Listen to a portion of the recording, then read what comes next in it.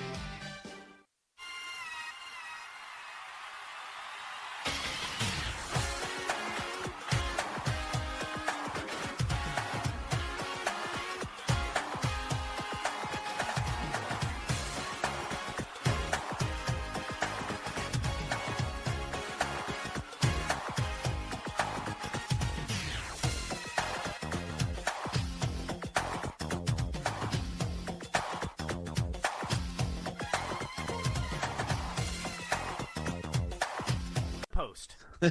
I feel some deja vu. Yeah, I know. It's almost like we just talked like 10 minutes ago. Right? So, here we are once again with Rob Luther. Yeah, I'm sorry. Stuck with me for 2 episodes. It's all good. Hope to have you for many more. Oh, that sounds good.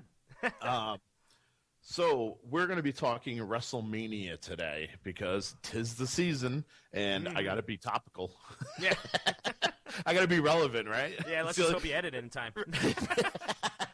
That's true. I think I'm good, though. I think it's April 2nd this year. Oh, yeah, you got time. You got time. Well, if you're like me, then it might be a little, sketchy. So one thing I want to touch on, because I do want to talk about what we've been up to retro and all that, but one thing I forgot to talk about in our last episode with the Teenage Mutant Ninja Turtles was, what did you think of the Super Bowl trailer for Turtles 2? Oh, man. Well, I didn't watch the Super Bowl. I feel un-American for saying that, but I was... I was working, so I didn't see much of it either. Yeah, I was. Gosh, what was I doing? Oh no, I was before the big snowstorm we got. I was prepping for a state test, and we have to go by this script. We can't even deviate from the script at all. Mm-hmm. And it's a new school system and stuff, so I wanted to make sure I did my due diligence and read the script and studied it, and memorized it, and just know the ins and out and everything. So I spent all Sunday doing that, and then of course on Monday we had a big problem with the state test anyway because it was all computer based and all the servers went down. That's a whole other story. But I didn't get to watch it live on during the Super Bowl, but immediately, like afterwards, people were posting all over Facebook, and one of my friends tagged me and said, "Hey, man, what do you think?" So I watched it, and boy, was it good. You know what? I am very, very excited. I'm far more excited about this movie than I was the last one, and that's not a shot against the last one, but just Bebop and Rocksteady are in it. Krang's in it. The Technodrome is in it. I'm just Casey Jones. That's another one. I mean, I cannot wait. And, I've already come to the conclusion that this movie, and the Michael Bay movies, they're okay. They're okay. It's not going to be exactly what I was hoping for in a Ninja Turtle film. But you know what? I've accepted that, and I'm still excited, and it's not going to ruin my joy for watching this film. Because, heck, just seeing a movie with Bebop and Rocksteady in it, I think that's a first. So, yeah, pretty excited, man. Yeah, I was not a fan of the first one, and it wasn't so much the direction they went. I mean, Yeah. every Turtles is going to be different. Everybody's opinion is going to be different. We talked about that in the last episode. Right. But my biggest gripe with that film, and to me it ruined the film, was basically April O'Neil defeating Shredder. Spoiler. Right. Like, that for me, like, ruined the entire film. Like, if it had been Splinter, like they did with the original film, I would have been okay with it. Right. But right. being it's April, Megan Fox. Like, I'm like, was that in your contract? Like, did you have to have that? You know what I mean? Like, the last word. You know what I mean? Yeah. Well, But I wasn't crazy about, and it's not a shot against the actor. It's just I didn't think the actor fit Shredder in the first film, and I'm glad they did a recasting job for the new Yes. Shredder. I don't know the guy's name, but I remember seeing him. I was listening to my buddy's podcast, Bargain Radio, and he mentioned his name and had seen him in other movies, and he seems to be a well-respected actor, and it just seems like a good fit for Shredder. And I wasn't a big fan of how big and bulky Shredder was in the first film. He was like a machine, and Right. Super Shredder right off the bat. And I see Shredder as a very, very good martial artist, not as a half transformer. Right, So. right. Yeah, I mean, I feel, and this is just my opinion, but I feel the reason why it's not called Teenage Mutant Ninja Turtles 2, and it's got the subtext title to it, is because this is a reboot. Oh, that's I really interesting. do. I think Michael Bay realized where he went wrong with that first movie. Right. And he's like, okay, this is what we need to do. We do need to please the fans in a way. And you know what I mean? By not giving it that 2, it's not a continuation, which is why they could have Shredder come back and be different. You know what I mean? Right. That was my personal opinion. But, yeah, I viewed the trailer, well, what they called the teaser trailer, probably about a month and a half ago. I want to say it was end of November, just after Thanksgiving. And I got to see Bebop and Rocksteady, and I was like, all right, they look good. Yeah, they do. You got to see Casey Jones, you see April O'Neil, and I'm like, okay, this is looking all right.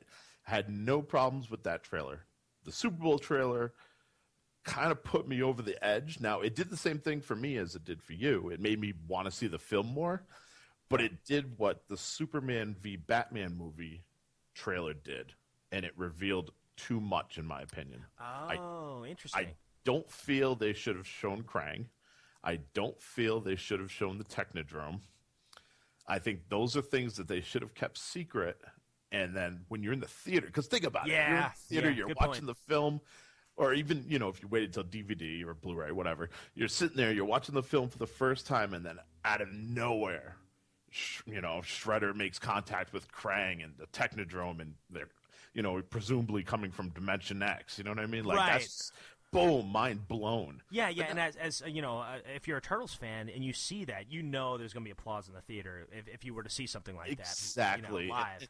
Now we're going to go to the theater and see this movie, and we're going to be anxiously waiting for that moment to the point where we're not even going to be excited like when it happens. You know what I mean? Like Yeah, we'll yeah, have excitement, but it's not the same excitement. yeah, yeah, It's yeah. not the Luke, I am your father moment that it could be. You know what Right. I mean? Yeah, that makes a lot of sense because yeah, it's hard with social media being as prevalent as it is nowadays because things get leaked all the time now, and it's tricky to do that. But my goodness, if you can pull that off, I mean, I could just see the theater exploding because there are some hardcore Turtle fans out there. Um, me seeing the movie, it's like a Star Wars movie, like kind of like what you're saying. If I were to see Krang in the theater like that, or they even hint around to it, like, all right, Right. that's it. It's time to go to Dimension X and meet an old friend. I'd be like, yes, I know who that is. Exactly. So I can agree with that. I didn't even think about that until you mentioned that, but that's a good Yeah. point. I was talking with a buddy of mine, and he was like, "Oh, that trailer looked awesome," and everything else. And I was like, the whole time I'm sitting there going, "They shouldn't have shown Krang. They shouldn't have shown Krang." And I'm like, just repeating myself over and Right. over again. And he's like, "Oh, but they had to." And I'm like, "No, they didn't." Mhm. I was like, "Star Wars: The Force Awakens did not reveal anything, and if anything, it actually No. misdirected Which what I you were like. thinking." Yes. Yeah, yeah. You give a trailer and it's like, oh, you're going there expecting one thing, and Right. you get a complete swerve. Exactly. Yeah, So, yeah. I agree with that now. Now that you bring that up, but and the V Superman thing, like I was already on the fence on that movie, but then like once you see Doomsday pop in, I'm like, ah, yeah. like Well, that takes it. They're going to both work together, to take him down. right, You know exactly. that's going to happen. Now I'm not going to care that they're fighting. You know what I mean? Right, right. Like they pretty much laid out that entire story in that trailer. But anyways, talk Mhm. about wild tangents. Oh man, I'm good for that. That's a podcast in itself, right Uh there. huh. All Absolutely. right. So, if you could think of anything new, what have you been up to retro? Actually, you know what? I was thinking in the last episode, I forgot to mention. And I know we already covered turtles, but man, I had so many different turtle pickups, so many different toys and stuff I picked up. Let's That's all see. good. Let's hear them. Yeah, yeah. Well, heck, I got. Oh gosh, I got Fugitoid. Like I basically went to Target and I stocked up on a whole bunch of Nickelodeon toys. Like I got Razor, Fugitoid. Let's see, Dojo Splinter. I'm looking at my stash here. Bebop and Rocksteady. Let's see. The Rat King and Slash. I mean, I got a whole bunch. I know there's a whole bunch more. And then I got the Party Wagon. What I loved about the Nickelodeon cartoon is like, I think they probably, I don't know if they consciously did this or not, but maybe some fans had kind of said, hey, you need to bring the Party Wagon back because originally the Turtle Van was a shell raiser. Right. And it looks cool, but it's very, very different from the original Turtle Van. The original Party Wagon. Well, when they go to Northampton, they find this old van in this shed, and they fix it up. Kind of Casey Jones, Donatello style. They fix it up, insult each other in the process, and it looks just like the Turtle Van from the first cartoon. So I got the toy that is the Turtle Van. It's the Nickelodeon version of the Turtle Van from the original cartoon, and it looks awesome. So yeah, that's great. and I was talking to my wife about it. I was kind of joking because it was right after Grayson was born. I mean, newborn, maybe not even a week old. And I was talking to my wife. I said, "Honey," I said, "I think Grayson wants this." I said, I got to get this for him. We got to play this. So I bought that, and I can't wait to open that up with him. It's still in the box right now. I'm gonna wait till he's a little bit bigger, and then he and I are gonna open it up together, and we're gonna, kind of soup it out. Soup it up. You know what I'm saying? Right. So that'd be like pulling a Justin because Justin's been telling Michael that he was going to get a Wii U for his daughter. Oh, is that right? Yeah, but we all know who it's We all really know. for. Yep. Exactly. I'm pulling a Justin. And as far as retro goes, I picked up some newer Star Wars figures and stuff like that. But cool. it's couple NES games here and there, and I can't think of the titles off the top of my head, but it's cheap titles. And I ended up picking up a couple Genesis games. I picked up Hard Driving, complete. Oh, good game. I love Hard Driving. Outrunners, which is I guess a sequel to Outrun. I'm not 100% sure. Is that for the Genesis? Yeah, it's for the Genesis. Ooh, I don't know that one. And I only picked it up because it was cheaper than Outrun. Not gonna lie. Now you're like me. And then I ended up picking up NHL '95 because they were asking $25 for '94, and I was like, "You have got to be for that's what I'm loose saying card? For the loose card." You are kidding me. So I ended up getting '95 complete in box with the manual for $5. Joe, I will give you my copy of '94. That is ridiculous. Yeah, I've got one for the Super Nintendo. I don't know why they won that much for it. That's I couldn't believe my eyes when I saw it. It's a sports title. I mean, it's right. It's a good game, but gosh, I mean, like just a couple years ago, you could get NHL '94 boxed for like $5. Yeah, that's crazy. Yeah. It's that Genesis market's starting to go up. People are collecting. So. Yeah. You know what it was? You know what it was? Genesis Gems was so popular that when we started talking about it, the value immediately went up. That makes complete sense. It just took the Hoser endorsement. Right. All right. So we are talking Wrestlemania today. Yeah. Wrestlemania. Gosh, where do we start? Jeez. I guess we could start with one, but I guess we start with the beginning. Yeah. The first event took place in 1985, and it had quite the build-up. I actually have to do this from memory because, believe it or not, Wikipedia doesn't even mention it. But the War to Settle the Score was right before the War to Settle the Score was the first start of it. They had this free little show on MTV, starting to mix that rock and wrestling connection. And they had Piper and Hogan fighting in the ring, and of course Piper cheated, got disqualified. Typical heel fashion. I love that battle. Of course. And of course, it ended up being to the point where it was no contest. And how are they going to let Hogan get his revenge? So they came up with the idea of having this giant event, a spectacle like the Super Bowl called Wrestlemania. Oh, yeah. And now it's like, it is the Super Bowl it's the Super Bowl of wrestling now. Now it is. Not only that, but I mean, like this year or this past year, they went to Levi's Stadium before the Super Bowl.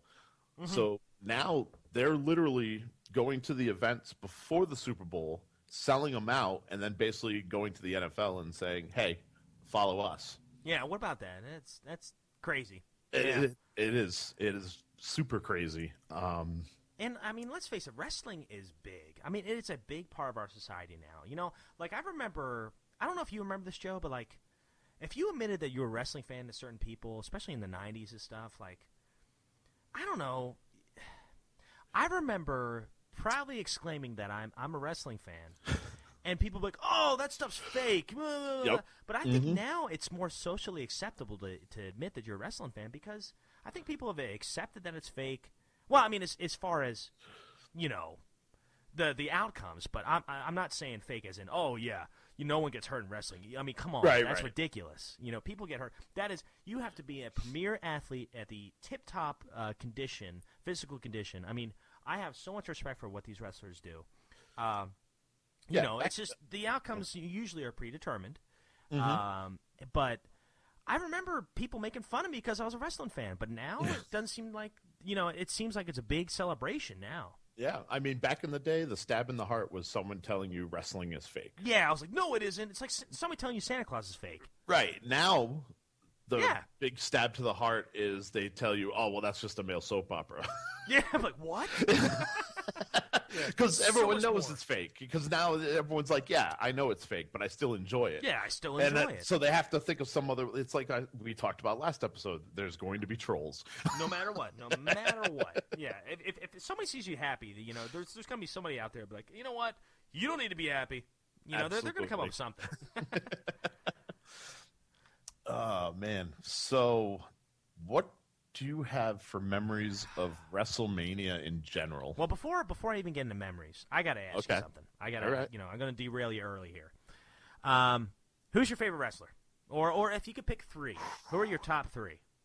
My top three. I've always been a WWF/WWE guy. Me too. So, I went to WCW. believe it or Well, not, I only went there for like a year, but I've been mainly a WF guy. I was brought into WCW just before the NWO explosion. Oh, so you got to see it happen. I had a neighbor who was big in the wrestling. He would order all the WCW, all the WWF pay-per-views, and I was always invited to go over every Sunday. So my first exposure to wrestling was when I was a kid. I want to say it was after the first WrestleMania or just after the Oh, second. so It you were was earlier than me.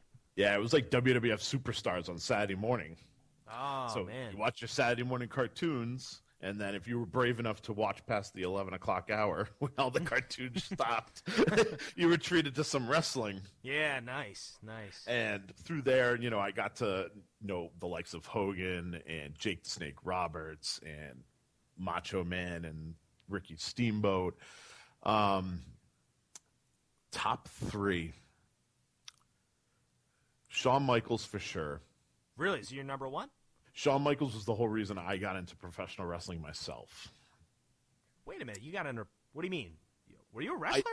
yes, I used to wrestle professionally. Really? I did. I never knew that, Joe. No kidding. Yep.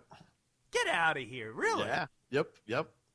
Wow. I Well, started. I mean, what circuit? I mean, were you in a? Who did It you was go to all work it for? was all regional up here in the Northeast. No way. Shows here and there. Yeah, nothing too major. See, I knew I liked you for some reason. Wow, I didn't know that. So that's why I agree with you. Wrestling is predetermined. It's Predetermined, but And, it is a yeah, physical endurance test. Absolutely. It's tough. You are not only acting your ass off, butt off. Jeez, I'll have to edit that out. No, it's okay. I don't care about that. And you're also, physically performing a dance with a partner, and you have to hope that your partner either knows as much or more than you do. Wow, no kidding. So how long did you do this for? I did it for about 4 years. Wow. I graduated from high school in '99. I actually had gone up to Killer Kowalski's wrestling school. Really? Killer Yeah. Kowalski? Yep. And Reading, Massachusetts, and had done some training there. And then I wrestled a little bit in NEWA, which is the New England Wrestling Alliance, and that was the big one that did the Northeast area, and then did some local stuff in Rhode Island. No kidding. Wow. Yeah. And Joe, I I had did a not know blast. that. No, that is really cool. I had a blast with it. It was great. Oh, man. Well, so, I mean, you got any stories? I'd love to hear some. I mean, you got, like, what was the craziest thing that happened to you in that 4 years' time? Like in a match? Craziest thing that happened to me wasn't even a match. We had a promoter who basically was like, I got a big guy coming in. He's going to try to sell a show. You're going to be out in the ring cutting a promo. And So you did promos and everything? yeah. And Really? he was like, this guy's going to come out and basically beat the tar out of you because I was a heel at the time. Wow. And for you not wrestling smart people, heel is the bad guy. And so I had no idea who it was. They kept it a big secret. I went out to the ring, and it ended up being Eddie Guerrero. What? Yeah. And Wow. he beat me down and gave me the three amigos and went on his way. So this was okay, at least after 1999. Yes, yeah. I want to say it was late 2000. It was just before he made his jump to WWE. Oh my goodness. It was like the in between. Jeez. Yeah, That's pretty cool, man. Yeah, I'm really, really impressed. that is a crowning moment for me. Remind me never to mess with you, like ever. I ended up blowing out both my ankles at one point because we had a scaffold match. And Ooh. for those who don't know, the scaffold is basically suspended 20 to 25 feet above the ring. You ridiculously wrestle on top of this scaffold that's not very wide, and the person to throw their opponent off the scaffold wins. Wow. So were And you thrown off, or? I was thrown off, and what happened was, his manager had set up two tables. So the idea here's some behind the scenes stuff that most people don't know. So they set up the tables so it would break my fall. So I would go through one table and then go through the second table, and it would soften the blow when I hit the mat. So Right. falling 25 feet isn't that big of a deal. I hit the first table, and the second table slid out from underneath and Oh no. literally T-boned my back. Oh my goodness. So I have a couple of vertebrae that are not set properly, and that pretty much ended my career. Wow. I mean, so did you finish? Like, okay, take us back to that moment. So you fall. Did you finish the match, or I mean, did they? That was the end. That was the end of the match. Once you okay. go off the scaffold, the other person wins. Well, I take it. So somebody came out there and dragged you out. I mean, you could basically, move. yeah. Oh, Yeah, I had a nice little stinger. I mean, it felt better once I had been able to kind of get carried and limped to the back. Right. But yeah. Well, they were probably like, "Wow, Joe's really selling this match." Oh my gosh. The funny thing is, I didn't even know anything about it until probably a good 2 or 3 years later. I just started really getting like numbness in my legs and stuff like that, and I couldn't figure out like why my hip was bothering me. And then I went to a doctor, and the doctor said, "Yeah, you got a couple of vertebrae that are not where they should be." Oh my goodness. Yeah. Yeah. I mean, you think about how many bumps you guys take, like professional wrestlers. Like of course, I've never wrestled or anything like that, but I've read enough books and I've seen enough documentaries. Like I'm a big Piper fan. I'm a big Bret Hart fan. I've read all their books. You see that they're on the road like 320, 330 days out of the year. It was 350 back in the 80s. Oh, my goodness. Through the mid-90s, 350 days on the road. Yeah, I mean, and that's a physical toll that you're paying right there. I Right. mean, and not to mention, just being on the road and everything else. Like, I have so much respect for what professional wrestlers do, and for some, ignorant person to say, "Oh yeah, it's fake. Oh, you guys don't really hurt each other." You don't even know what they go through. I mean, I don't know. But I laugh whenever someone tells me it's fake. The first thing I ask them is, "Can I give you a flare chop?" yeah. Yeah, and tell me how fake that is. And they look at me and they're just like, "No," and I'm like, "Why? Well, if it's fake, right? Yeah, it won't hurt you. Don't worry. Right. I promise. If it's fake." Yeah, and like the big question I always get when people find out is, "Oh man, how does it feel to go through a table, or how does it feel to get hit by a chair?" It hurts. Like, period, end of story. Right. I mean, there's a way to take it properly, but it's got to hurt, Right. no matter what. Well, yeah, It's still hitting the meat of your back. You know what I mean? And right. or your head. You're just positioning yourself in hopefully a place that you won't get hurt. Or I mean, Right. like injured. Right. Exactly. But it still hurts. But I just think that's really cool. Wow, that's pretty cool, man. I did not know that. So do you miss it? Every time I watch WWE, I miss it. Wow. Absolutely. Yeah. And it's hard to explain to people who don't do public speaking or don't do sports in general, but like to be able to perform as a comedian, actor, whatever, wrestler, in front of whether it's 15 people or thousands of people. Yeah. It's that adrenaline rush. Yes. Like, I mean, to this day, my back hurting and everything else. If I stepped into a ring and someone was like, "We're going to wrestle," like that adrenaline would just flow back and I wouldn't even think about it. I'd be all for it. Wow. I'd probably pay for it later, but. You're like, "Oh, what was I thinking?" Yeah. No, I totally respect wrestlers and you for doing that. I mean, that is incredible to me. And, not to, I know this is nothing compared to what you did, but like for me, being a teacher, sometimes you're in front of the entire school, so that's hundreds of people, speaking. When you have to give a certain speech. Like I used to do a veterans program, and I'd speak in Mm-hmm. front of the entire school, the middle school and the high school.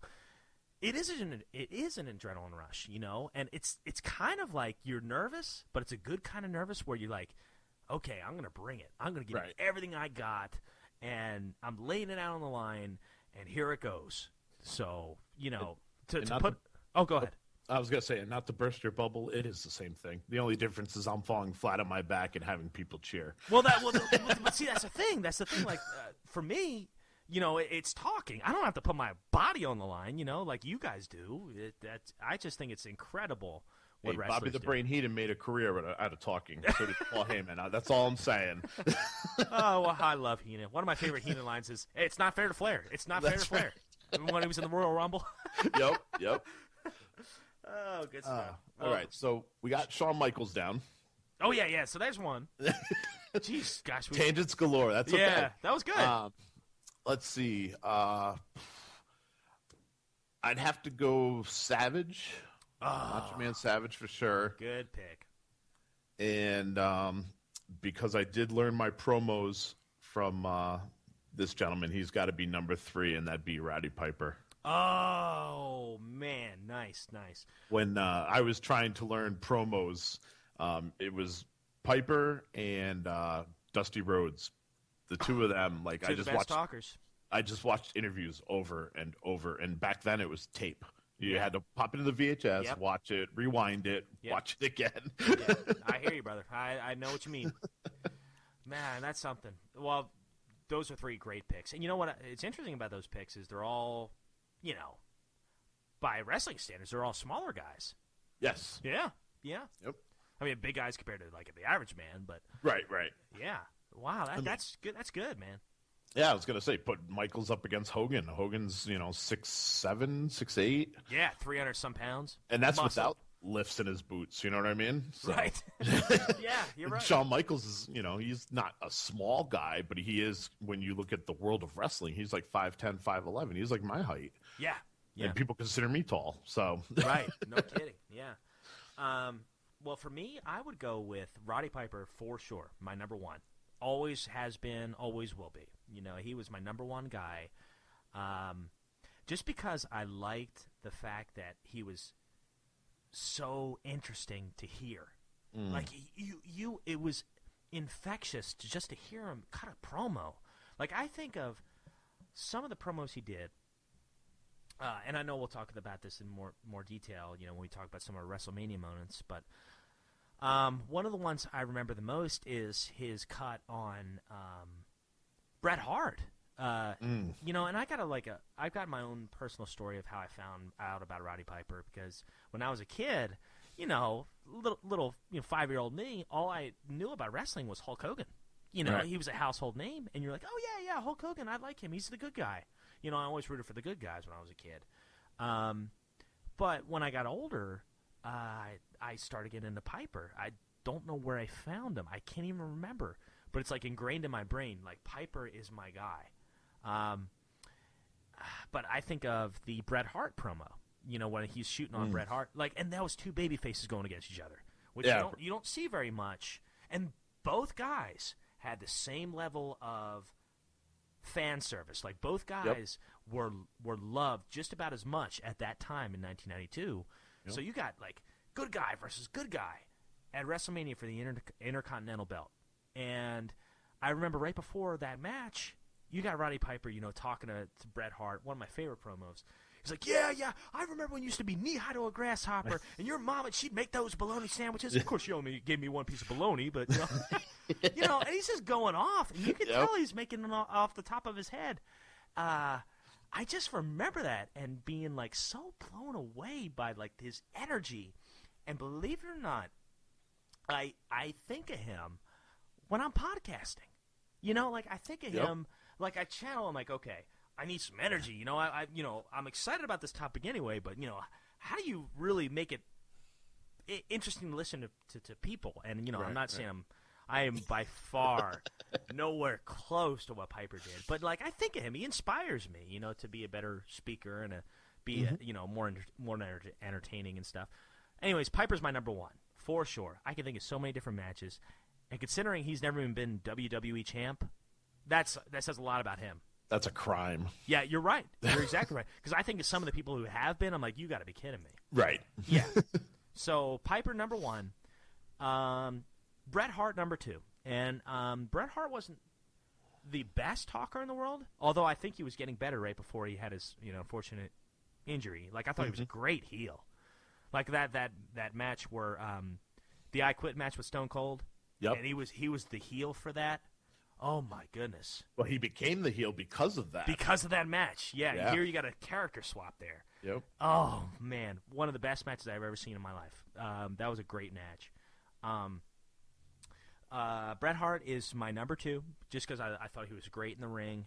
No one could punch like Bret Hart could. He could make a punch look so devastating. Just the way he did it. No one had a punch like him. And of course, everything else he did. He was just a great technical wrestler.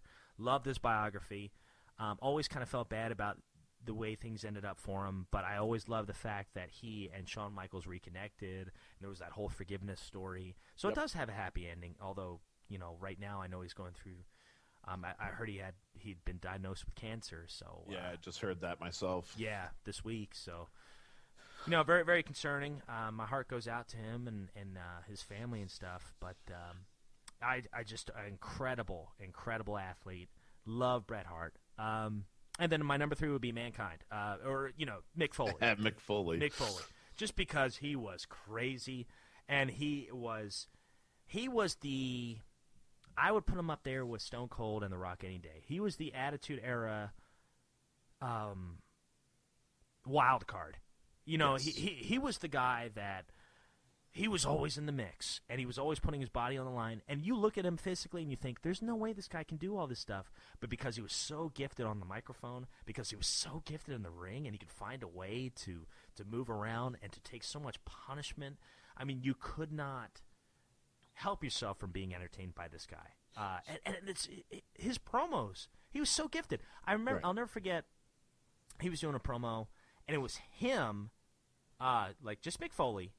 I think it was just Mick Foley, and then it was Dude Love, Mankind, and Cactus Jack, and they're all like talking to each other. It was cool the way they cut the promo. That was before his retirement match against Triple H. Yes, that's it. Yep. That's it. Yep. That's when they introduced Cactus Jack to the WWE. And Triple H is selling it. He's like freaking out, like, "Oh my gosh, it's Cactus Jack!" Triple H did a great job. Yeah. So Mick Foley, and then what a writer he is. I've read every single one of his biographies, whether it was Have a Good Day or Foley is Good, or what was the last one he did? The TNA one.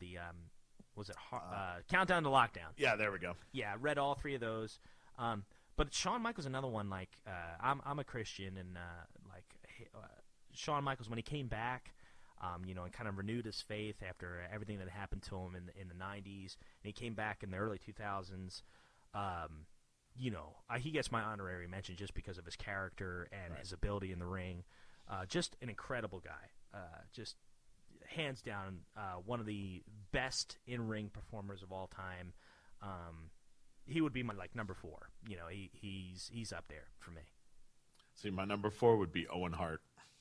Oh, Owen, nice. Before Bret? I've always been a big Owen fan. Always. Wow, no kidding. Yep.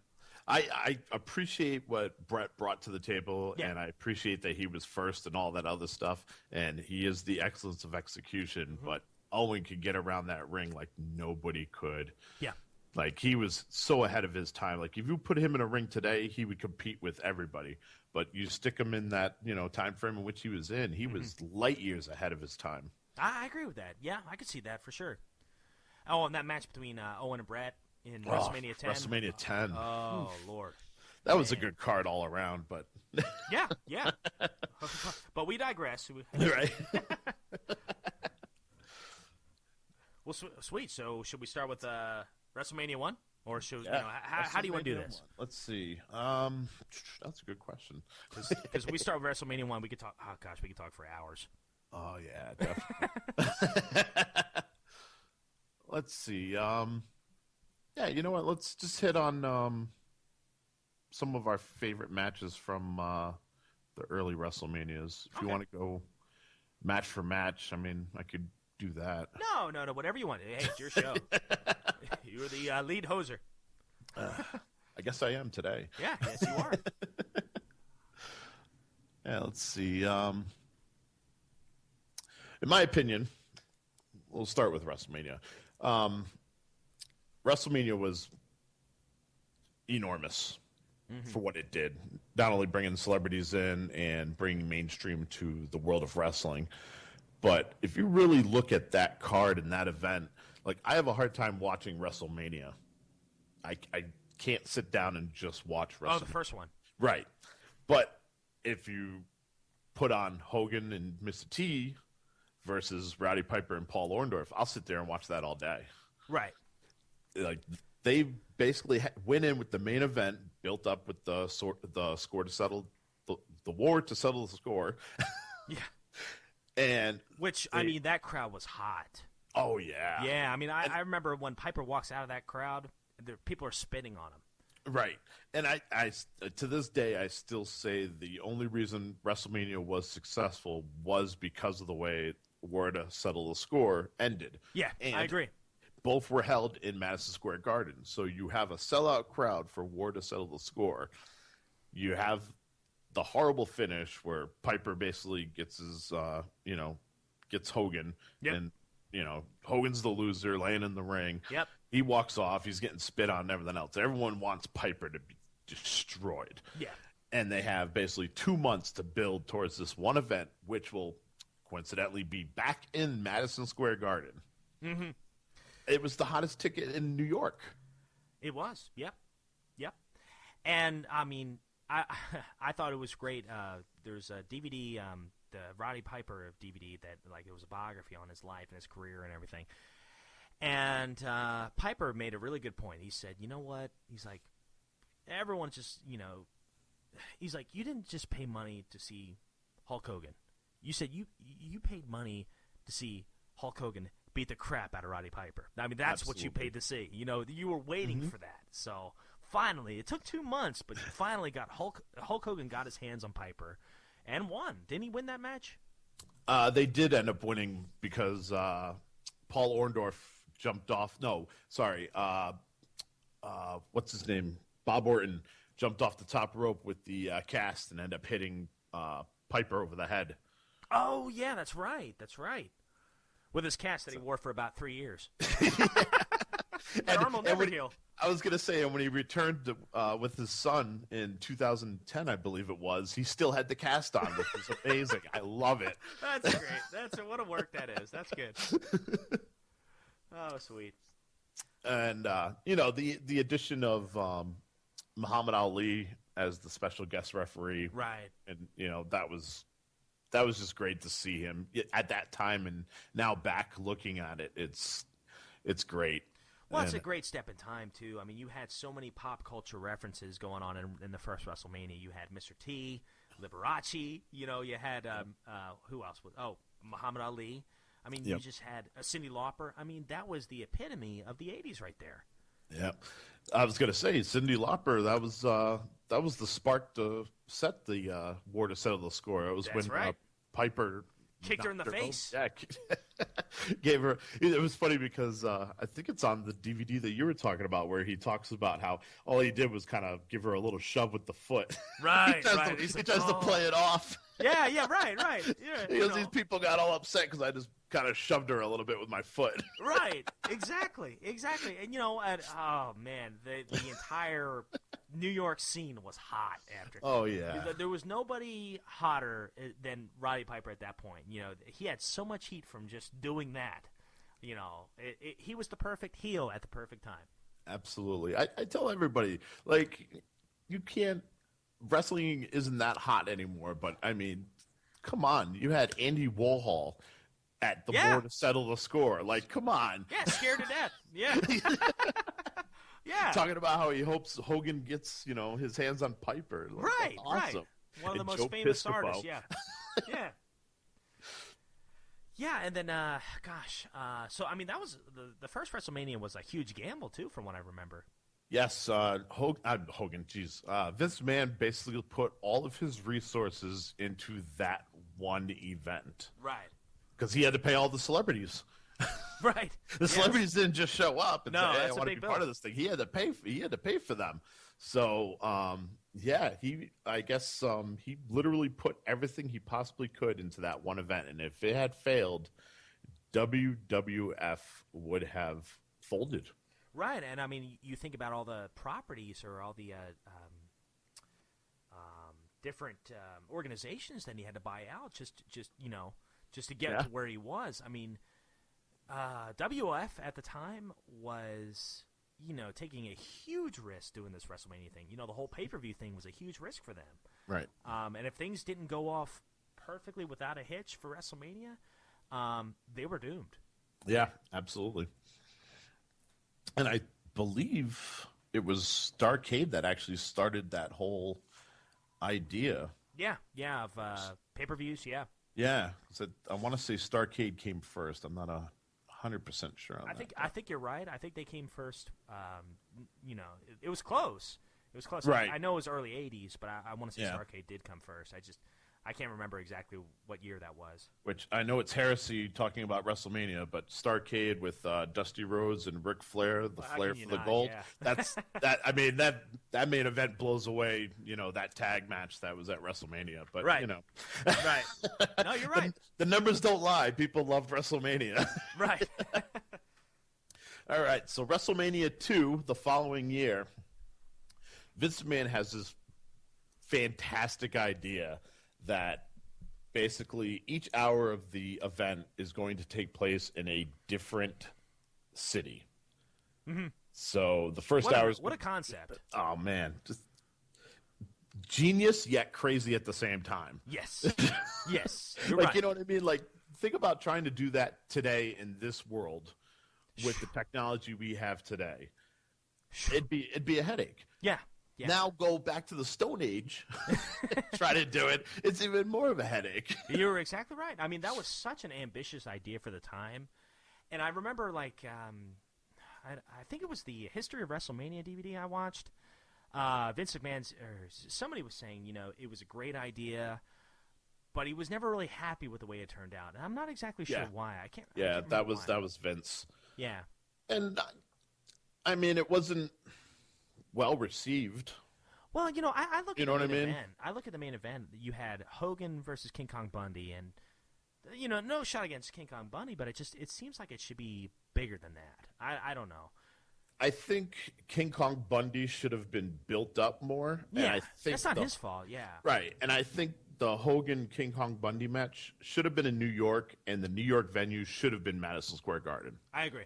What was That it was Uniondale. It's the Nassau Coliseum. Well, what would be today the Nassau Coliseum. I got you. Yeah. So I mean, it makes sense that maybe something came up and they couldn't do Manhattan again for some reason. But Yeah. Yeah. if you have it in that tried and true Madison Square Garden crowd that was Right. red hot the year before, Right. I mean, it only makes sense. You redo that. You can have the other two venues because I mean, those poor people at Nassau Coliseum got Mr. T versus Roddy Piper in a boxing match. Right, which Piper, infamously, claimed was the worst match of his entire career.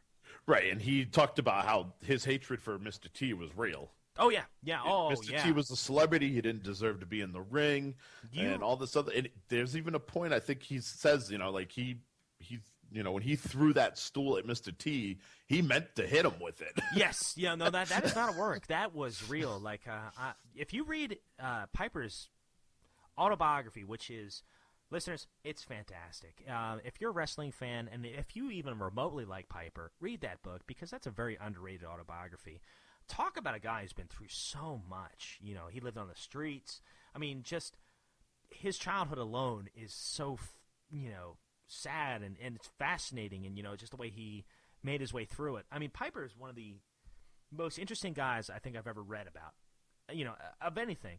And he talks about that particular match, and the Mr. T match. He hated Mr. T at the time. Oh, yeah. He hated him. That was real. That was not an act. That was not a work. He hated Mr. T. And there was a particular scene, or there's a particular part of the boxing match where Mr. T, he tries to give this big left hook or uppercut. I can't remember what it was. And he's about a foot off. It doesn't even look like it even comes close to connecting Right. to Piper. And, of course, Piper has to sell it. And he Right. falls over, flops over, and everything. And then right after that, because he was so embarrassed, he had to sell that hit that didn't even look remotely close to real. He throws a stool at him. Yeah. He's just hot and heated and everything. So, to the day he was, much older, 20, 30 years after the fact, he said that was the worst match I ever had in my career. And like you said, Joe, it just wasn't the greatest match to be showcased at the time. Even though it's no disrespect to Piper, he's a great wrestler. It's just things didn't work out that night. Right, and like I said, if you're going to be in New York, Nassau Coliseum, Yeah. you know what I mean? I just feel that was a misstep. And by the way, the Piper book is called In the Pit with Piper. Yes. If you guys want to go pick that up. I read that book as well, and it's a good book. Amazing. Good book. I feel so bad for his childhood and stuff. I was going to say about 3 years ago for Christmas, I ended up getting about 30 different wrestling biography books. So yeah? and I've read each one cover to cover, and he was one of the first ones I picked up. Yeah. I actually read his, and then I read the Bret Hart one. So the Bret Hart one's good too. That's a long one, but it's a good one. it was worth it. I couldn't put it down. Heck, I mean, it starts off with Vince speaking at Stu Hart's funeral. Yes. And how Bret's just kind of looking up there and just kind of thinking about, how things went wrong in his career and stuff. It starts off with a hook, and you can't put it down after that. Yeah, they did such a Good good book. job with it. So other than the Nassau Coliseum, they also did it at the Rosemont Horizon, which I think recently closed down. I think they recently closed that down and built a new one.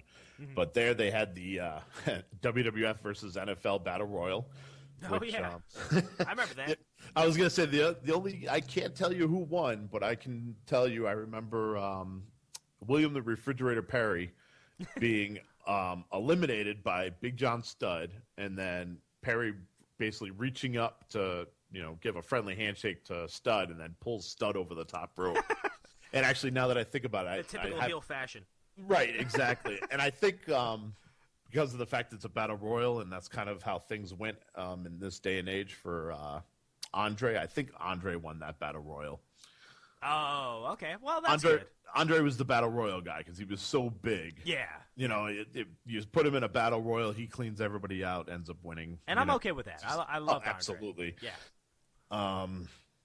And so the Hogan King Kong Bundy match was in the Los Angeles Memorial Sports Arena.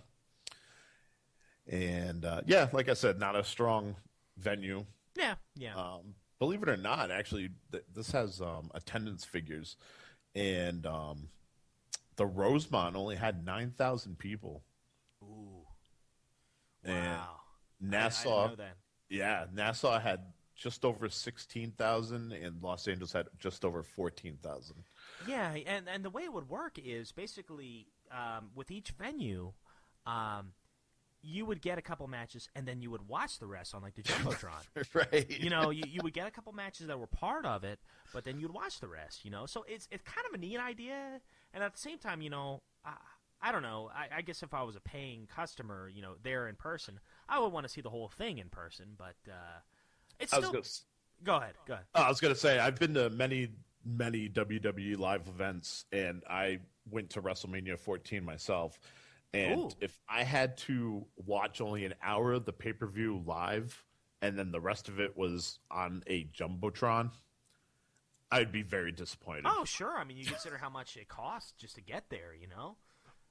But that's just it. Like, that's late 90s, and I paid a pretty penny. I ended up paying a pretty penny for those tickets. Oh, I'm sure. Back in the 80s, you're still looking at probably close to $100 for the ticket. Right. You know what I mean? Right. So, no, you're right. It was the hottest show in town, no matter which venue it was. Now, WrestleMania 3, 1987. Now, that is an epic WrestleMania. There is where WrestleMania was like. Most people to this day will consider that one of the best WrestleManias of all time. And I would agree, and I have to say, like, this is what cemented WrestleMania as WrestleMania. I agree. what we know today as WrestleMania moments and all that other stuff. Like WrestleMania 3 started that. Yep. And it for me, it wasn't Hogan versus Andre. No. Oh, Yeah, really? that was an incredible match. Can I And guess which one it was? it was it was a bumble, you know what I mean, where Yeah. Andre, kind of fell on Hogan, and it's funny because it's been erased from history now because WWE has that power. But originally, Andre fell on Hogan, and the ref actually counted 1, 2, 3, Oh yeah, that's right. and they end up like stopping the match, and they had to pull them apart. They were arguing with refs were arguing, and then they let them go back at it to actually have a match because you could only imagine how Vince was flipping out in the back when he saw that. Yep. Yep. And I But, always heard this. I don't know if this is urban legend or not, but I always heard that Hulk Hogan was deathly afraid of Andre the Giant. Is that real? Absolutely. Oh, okay. If you watch the WrestleMania, the behind the WrestleMania history thing that WWE released, Hogan on there says that he was violently ill with the thought of having to be in there with Andre because Andre was much bigger. Yeah. And if Andre didn't want to do business, Andre didn't have to. No, he was already a proven star at that point. Now, Right.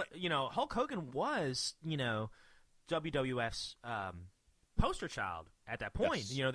They were really trying to push him, but at the same time, Andre the Giant was already an established star. I mean, he had already been there and done that, and they actually called him back in to do these WrestleManias and to do what Andre was about to retire. He's like, I'm done. Yeah, I mean, he had this is back just problems. right. This is just what I've read and everything. But And I want to say it was, 3-4 years before his death? I want to say he died in 90. yeah, the early '90s, I believe. Yeah, so, I mean, this was like his last real big, Right. thing. I mean, there's other stuff that he did, down the line. I remember him coming out with the steel crutches and everything else, which was just sad. But, Yeah. Yeah, I remember that. this too. was his crowning moment, not only, for him personally, from what I've heard from, different people who've known Andre Yeah. and their stories, but I mean, this was the crowning moment for WrestleMania in general. And I'll tell you what a way to go out. Oh, absolutely. It's like it was his kind of swan song, toward the very end. But I dare say, the last 4 or 5 years of his life, just because he had so much respect from WWE, were some of his best years or most memorable in the public. Because you get to have this WrestleMania moment. And I always heard that Andre the Giant, even though he lost that match with Hulk Hogan, that he was so proud of that match, Yep. And that says so much about a performer when, even he played his role, and Right. even when he lost that match, even though he's a loser, Right. he did exactly what, he was supposed to do and did it so well that, it's a moment that we still talk about 30 years later. Yeah. 29 to be exact. Yeah, it's incredible. 29. Yeah. Yep. So, but my favorite match is the Macho Man Ricky Steamboat match. Oh, absolutely. Yeah, that's my favorite. Yeah. Oh, and even the promo and Ricky Steamboat. I used to work with a buddy who called him Mushmouth, but he wasn't the greatest talker of all time. But he had a great promo right before. He says, "This is our WrestleMania moment." Yep. And he is into it. You can tell he's fired up, and he and Macho Man, the perfect face versus the perfect heel. Yep. I mean, just flying at each other, 100 miles an hour. I mean, it is pandemonium, as Gorilla Monsoon would say. Yes. You cut the electricity with a knife. Yeah, I mean, that set a bar. And, Yeah.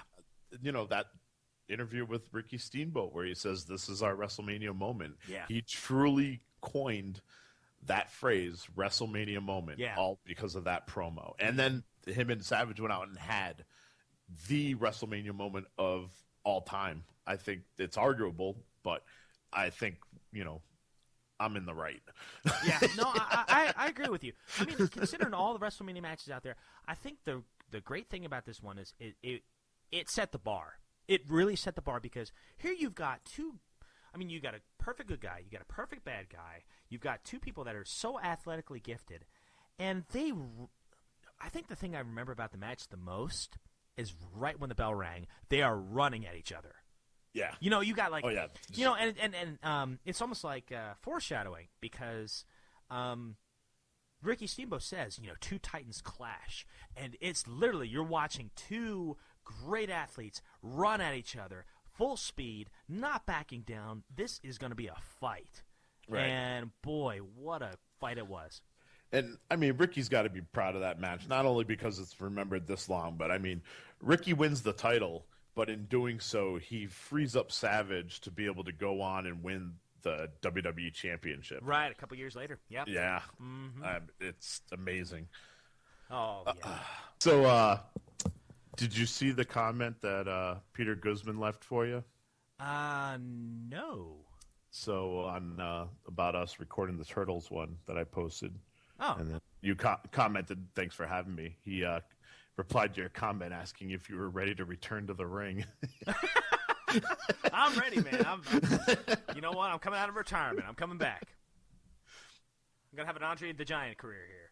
You know, last couple of years, you know, I'm going to have the best podcast of my life. Hey, a loss to me is just a stepping stone. No way. Oh, sweet. Dude, I'll tell you what, this has been fun, man.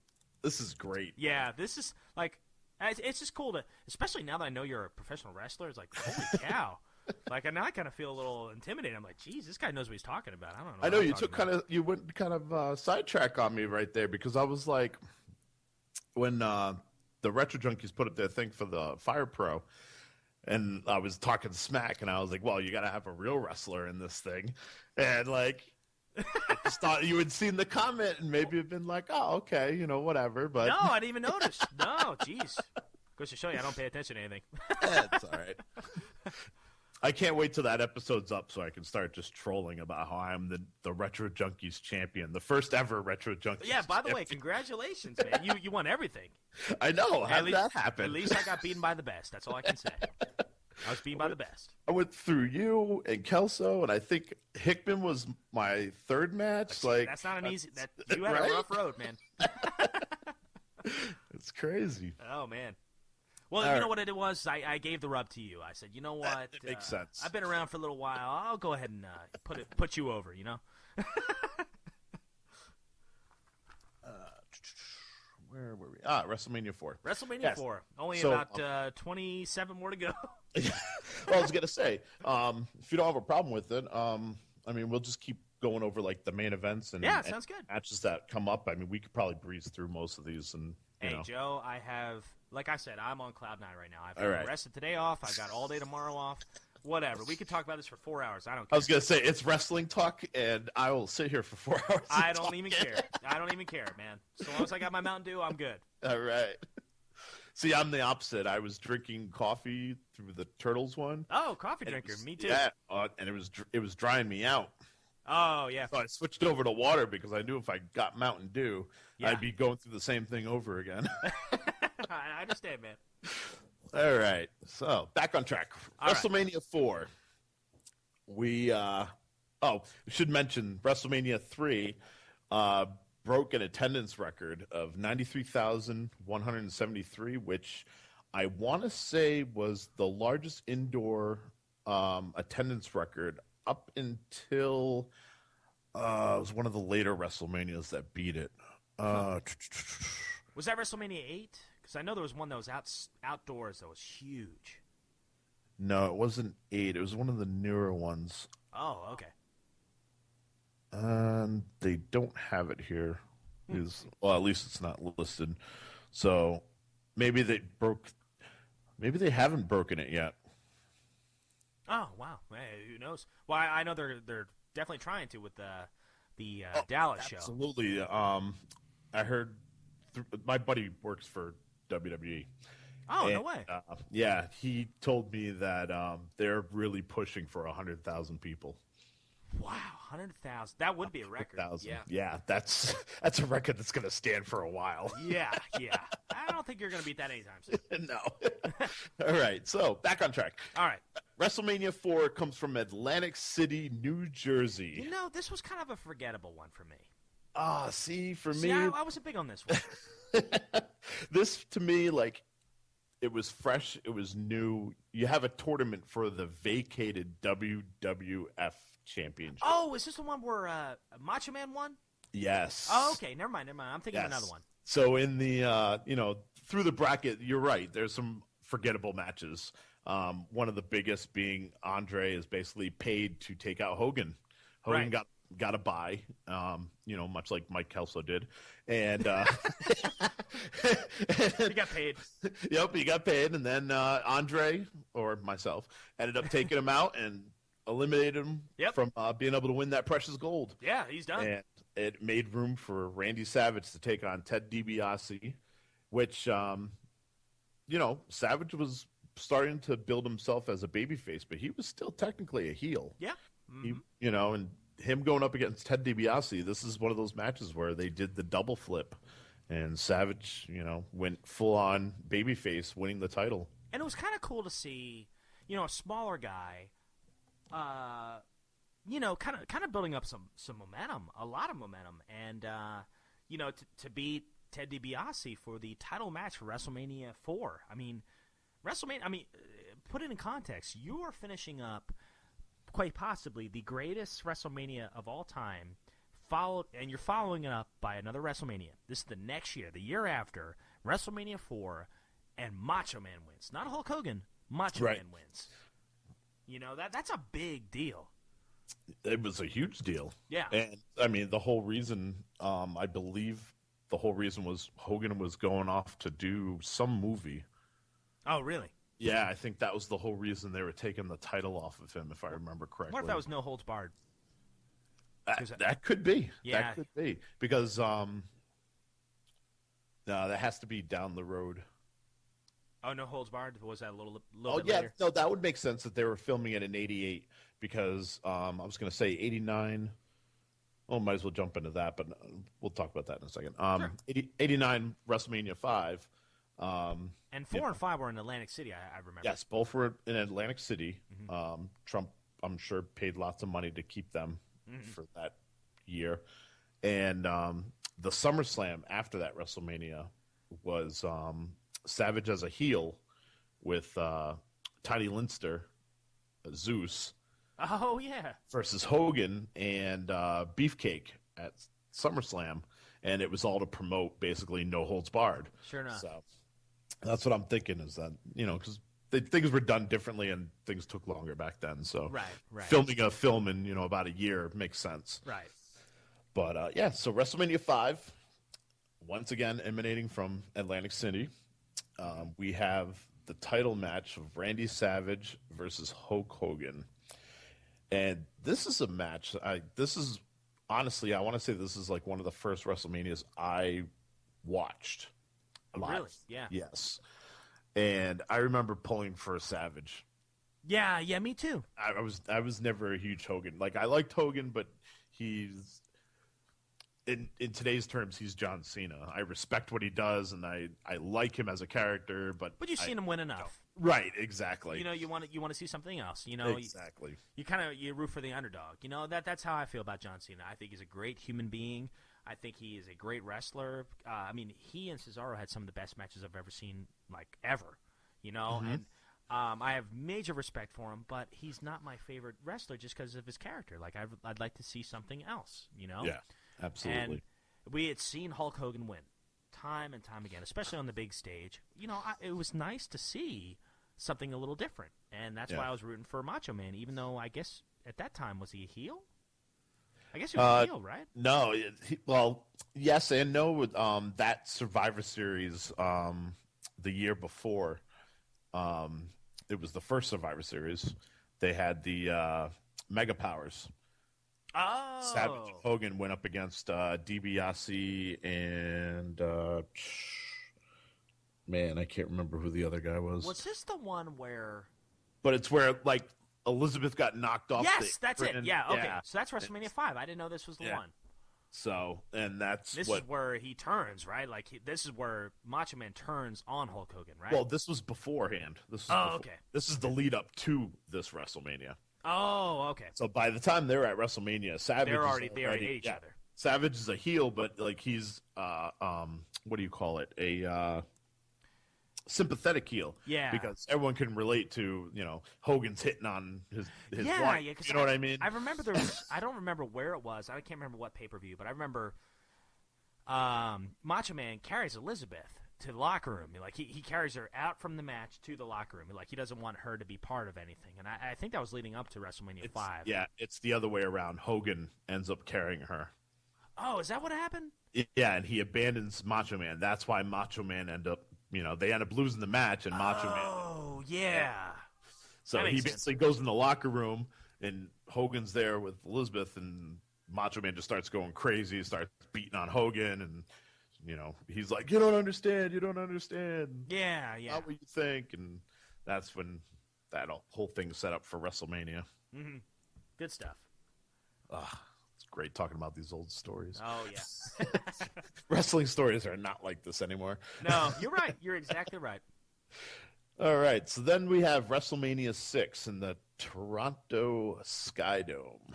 Okay, this one I remember because it was 1990, and Roddy Piper was half black. Yes,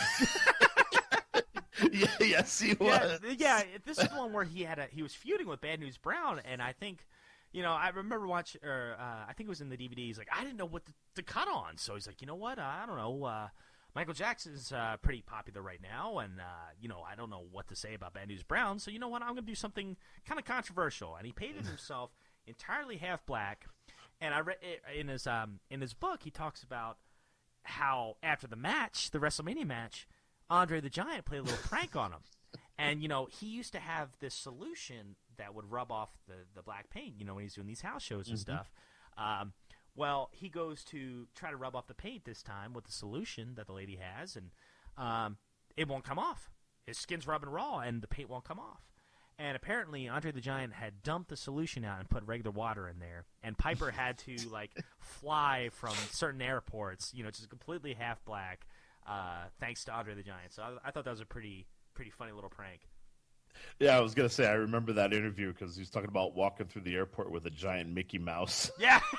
And they're like, do you want to check Mickey? And he was like, give him a first-class ticket. That's pretty good. So there's two other great matches on this pay-per-view. Demolition, Axe and Smash. Oh, yeah, they win, don't they? Yeah, they end up capturing the titles for the first time from Andre the Giant and Haku. Wow. And, of course, later on in the pay-per-view, you have the Hart Foundation, Brett and Jim. They beat the Bolsheviks. Mm-hmm. Oh, and yeah. by them beating them, they basically become the number one contenders for the Demolition's tag team titles. And that builds that whole thing, which I want to say the payoff was the following year at WrestleMania, but I'm not 100% sure. But, I remember the payoff where Legion of Doom ends up coming out and debuting, and that was huge. Wow. No kidding. Oh, How the Mighty Have Fallen. I forgot. In this one, Dusty Rhodes, who's Polka Dot. wrestling the Polka Dots, is fighting Randy Savage. Ooh, I've not seen that match in a long time. I'll have to check that out again. So that's a good one. Yeah, man. I mean, you would think so. I mean, those two names. Yeah, I was going to say, if you get over the fact that Sapphire and Queen Sherry are in it, and Sapphire doesn't do much. Oh, my gosh. I forgot all about Sapphire. Yeah. I have literally forgot about her until you just mentioned her. What was the other match that was on here? Oh, of course, you had Hulk Hogan and Hulk Hogan. Hulk Hogan, Ultimate Warrior. I was leading to that. Oh, I'm sorry. It's all good. I was getting to that. I actually wanted to mention the fact that we see our buddy Jake Roberts. Jake the Snake.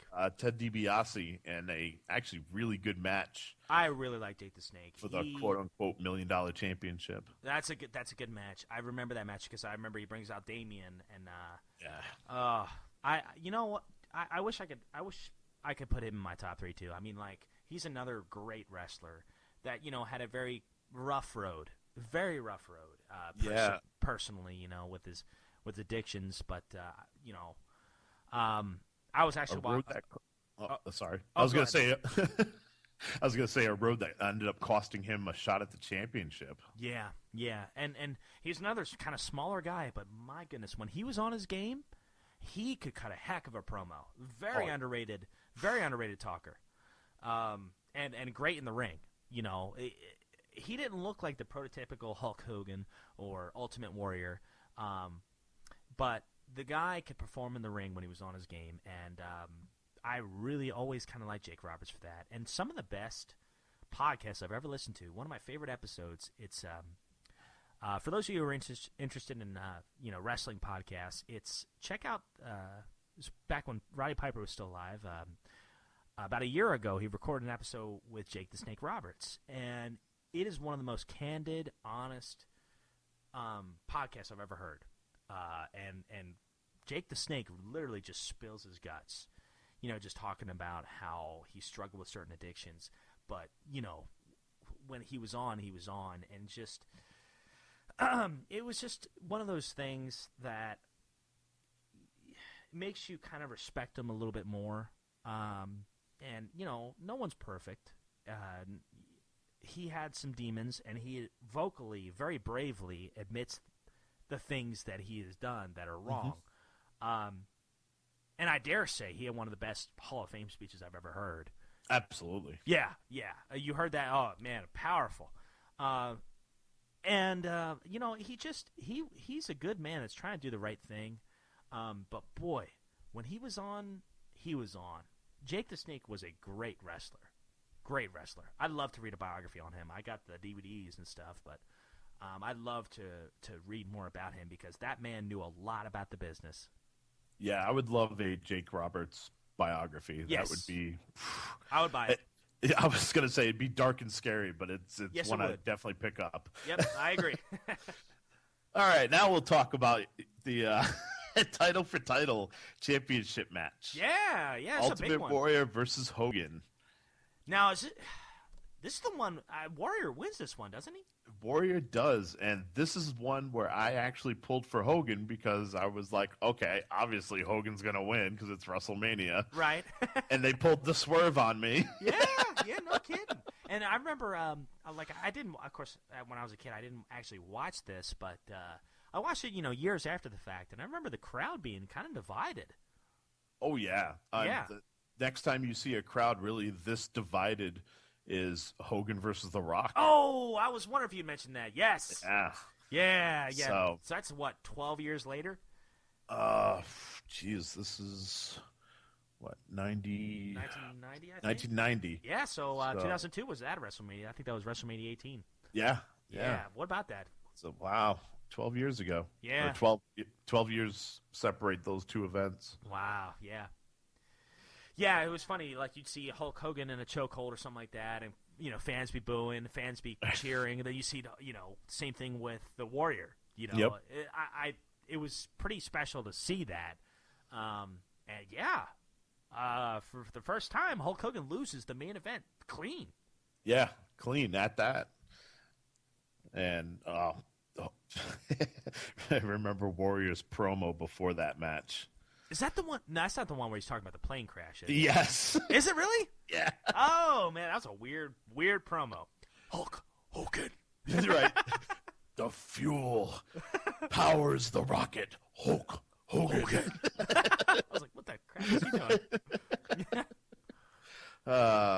Rest in peace, Warrior. Yeah.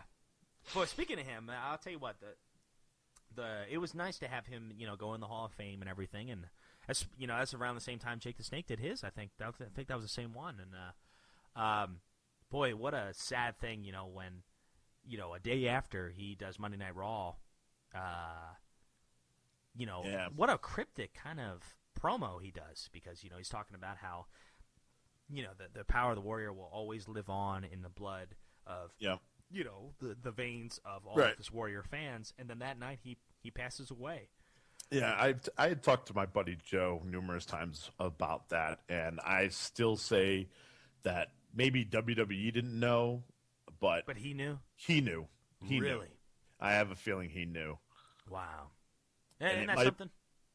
when he was up doing his Hall of Fame speech that Saturday night, like, if you go back and watch it, like he's sweating profusely, Yeah, he like is. he's not really doing anything, and like just sitting there when you watch it the first time around, you're like, okay, well maybe the lights are hot, you got that big giant Titantron Yeah. giving off all that Plus, you're heat, probably you know what I mean? nervous, you know? Right, exactly. But then when you see Monday night He's where dying, he's yeah. cutting the promo and he's getting winded and everything else, like I just feel that he knew. Yeah. So Yeah, I could see that, and that kind of really made me respect him a lot more, because that you watch that Self Destruction of Ultimate Warrior DVD, whether or not it's completely true or false, as a casual fan, you don't know the insides, you don't know what really happened, right.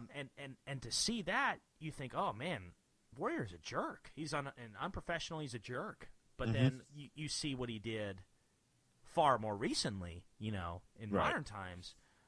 He seemed like a good guy, or at least trying to do the right thing. And, he's definitely got my respect. Oh yeah, absolutely. Yeah, for sure. All right, so WrestleMania 7 coming from Los Angeles. It actually comes from the Memorial Sports Arena, which is the same one as WrestleMania 2. And this one is interesting because it was supposed to be in the Sportatorium or something like that, where the Olympics had been held in Los Angeles, Oh, wow. or Oakland. Oakland, I think it was. I don't know. Either way, open air arena. It was supposed to be their first arena WrestleMania. Right.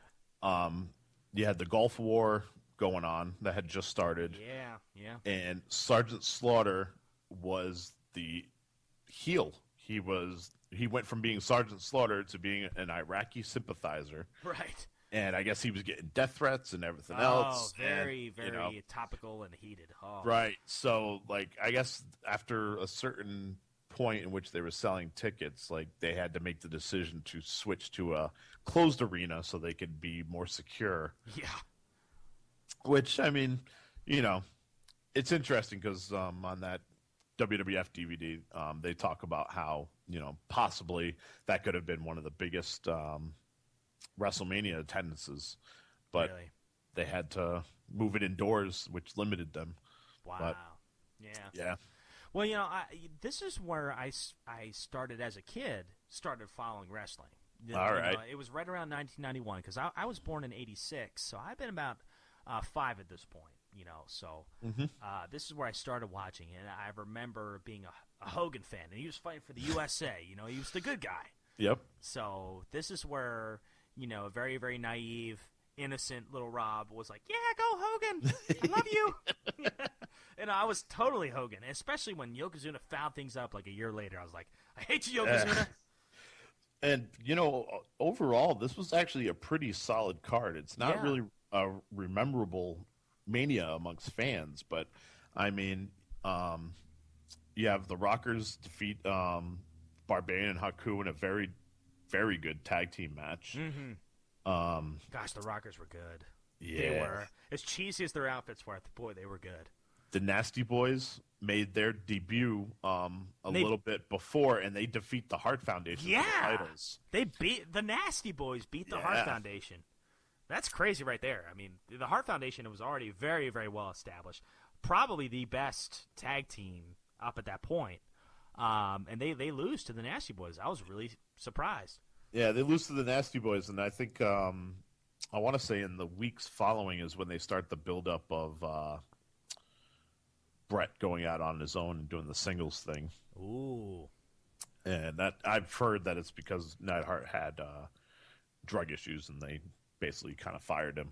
But oh, I didn't know that. Wow. Yeah. No kidding. Oh, I forgot this match was on here. The blindfold match between Jake Roberts and Rick Martel. Oh, did Roberts win that one? Roberts did win that one. He did get his revenge for being sprayed in the eyes by arrogance. Was the fragrance. See, who else was in that one? I'm trying to think. I was going to say, a notable debut was on this WrestleMania. Undertaker defeated his first victim, Jimmy Snuka. Wow, Undertaker was 1991?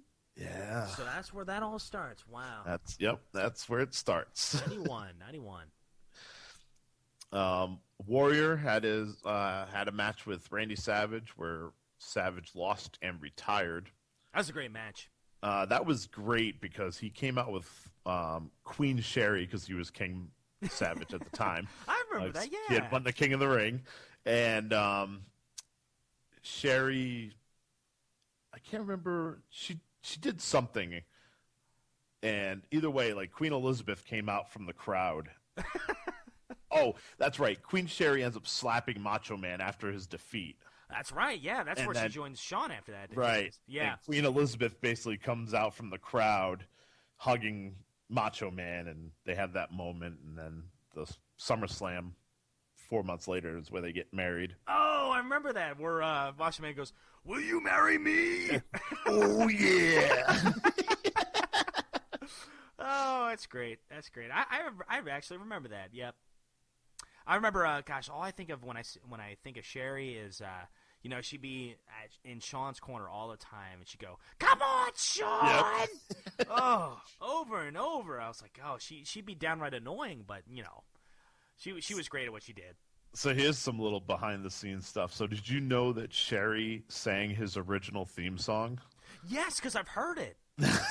She's just a sexy boy. She's yeah. like, oh man, that voice. Oh, she like had a horrible voice. I love Sherry, but like that voice is horrible. Oh yeah. Well, I think she knew it was horrible and would do it just to annoy fans. Yeah, very true. She was always a heel. Always. But what's Michael's excuse for when he re-recorded it? I don't know. He's got nothing. And then of course we have the main event. Hulk Hogan versus Sergeant Slaughter. Slaughter was the champion because he had beaten Ultimate Warrior at the Rumble, thanks to interference by King Savage.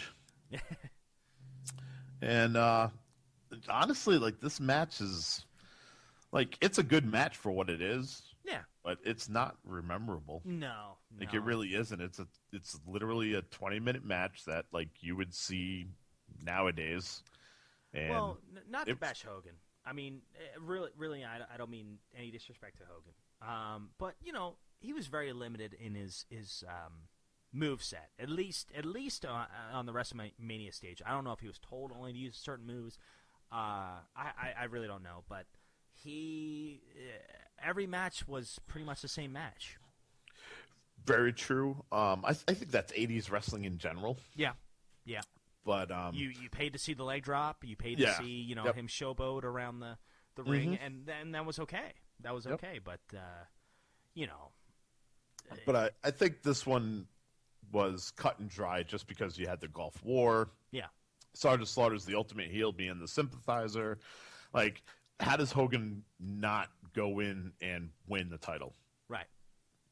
You're right. Yeah. Things would be pretty destructive if he hadn't. Yeah.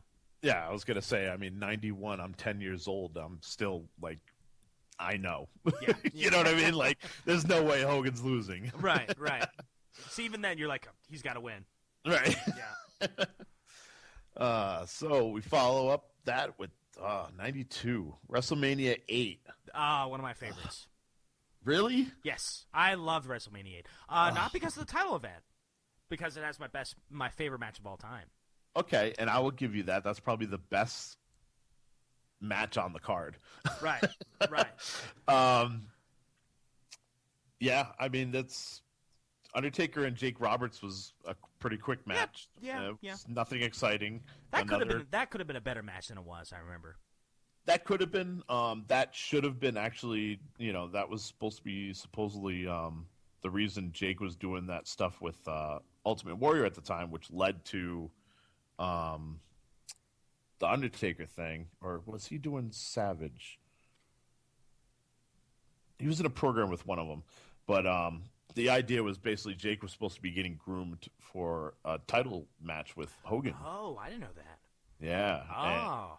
He had his problems, Yeah. which of course, led to other things. Yeah. Sure. But yeah, because he wasn't around much longer after that. I think. No, I want to say this was his last WrestleMania. His last WrestleMania until he came back in '95 or '96. Yeah. Yeah. Yeah, I remember that. My favorite match on this card for sure was Bret Hart against Roddy Piper. The promo leading up to it, which I cannot find on YouTube anywhere, but I had the VHS tape of it, and the promo is great.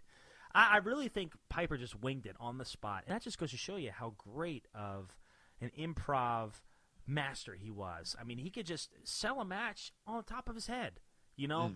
The only other person I think who could really do that so well was Mick Foley. You know, Yeah. just so smart and so genuine and raw in the way they could cut a promo. And I mean, the match itself was great too, because guess what? It says a lot about Bret Hart's ability too, because Roddy Piper was always given, if there was a criticism on him, is that he, didn't know a lot of technical moves in the ring. But Right. in that match, boy, it looked like he did, because they had a back and forth, very, very technically sound match. And Piper, was the Intercontinental Champion at the time, and he loses the belt to Bret Hart, which in turn kind of gives Bret Hart a lot of momentum for the upcoming years. It kind of sets the stage for what the Bret Hart era is going to be. Do you remember how that match ended? I remember Roddy Piper is about to use a bell, and he decides not to, and something happens. Like, it's a controversial ending, isn't it? Yeah. Rowdy's got Brett in the sleeper hold, Yeah. and Brett basically pushes off the turnbuckle with his feet and ends up doing sort of like a bridge where he rolls on top of Piper, but like folds himself over Piper. Oh, yeah, that's right. And ends up getting the 1-2-3 that Yeah, way. real quick. Yeah. Which I think that was a great way to end that match. I mean, you got two baby faces. Yeah. going against each other. That way you protect both of them. Right, It's not like exactly. one just lost clean. Yeah. And I want to say that was Piper's last match. Yeah, that was Piper's last match for a while, because I want to say that was it until he Gold showed up Dust. Right. Yeah, he was like a special guest referee for one of them. I can't remember what it was. I think maybe 10. And then in 11, they had that street fight. Oh, my goodness. That was a good fight. But we'll talk about that. Yeah, I was going to say that's 12, and we will talk about that. Oh, 12. Yeah, sounds good. Flair and Savage for the title. Pretty good match. It was all right match. Flair winning the title at the Rumble was an incredible build-up. It should have been Flair and Hogan. It should have been Flair and Hogan. Yes, I was going to say it was an incredible build-up for what should have been Flair and Hogan. What I don't understand is, why did they do that? I've watched the history of WrestleMania. I've watched Hogan DVDs. I've watched Flair DVDs. I've read God knows how many different things. Yeah. And it comes down to, I don't know. Yeah, I don't either. How bad is that? They don't even know. Like, something happened that has been lost to time. Yeah, something lost in history, because, I mean, you had Ric Flair. I mean, an icon in WCW and then NWA coming in, I mean, just white hot. And you got Hulk Hogan, the poster child for the WWF. Here it is, 1990, 1991, or I guess WrestleMania 8 is 1992. Yeah. Why don't you put them against each other? That is, to me, so much bigger than a Sergeant Slaughter against Hulk Hogan. Right. It's so much bigger than that, but you don't do it, and it never happened. At least not that I remember. I think it happened. It might happen in WCW. Yeah, it happened multiple times in WCW, but it's not the same. It's not the same. They were both past their prime at that point. Right. You're there for more nostalgia reasons. Right. But I'm talking prime. I mean, in their prime, maybe Ric Flair's slightly past his prime, but he's still got so much to offer in the the late 80s and early 90s. So it's just something that's lost in history. Yep. And then, of course, there's Hogan versus Sid Justice, which we don't even need to talk about because one much. And didn't Warrior come back in that one and interfere somehow? I don't remember. I don't think so. Oh man, I remember there's one title match where Warrior runs in, and he's been gone for a while, and interferes with one of the Hogan matches, and actually helps Hogan win. But I can't remember if that's that one. I could be wrong. I was actually looking something up.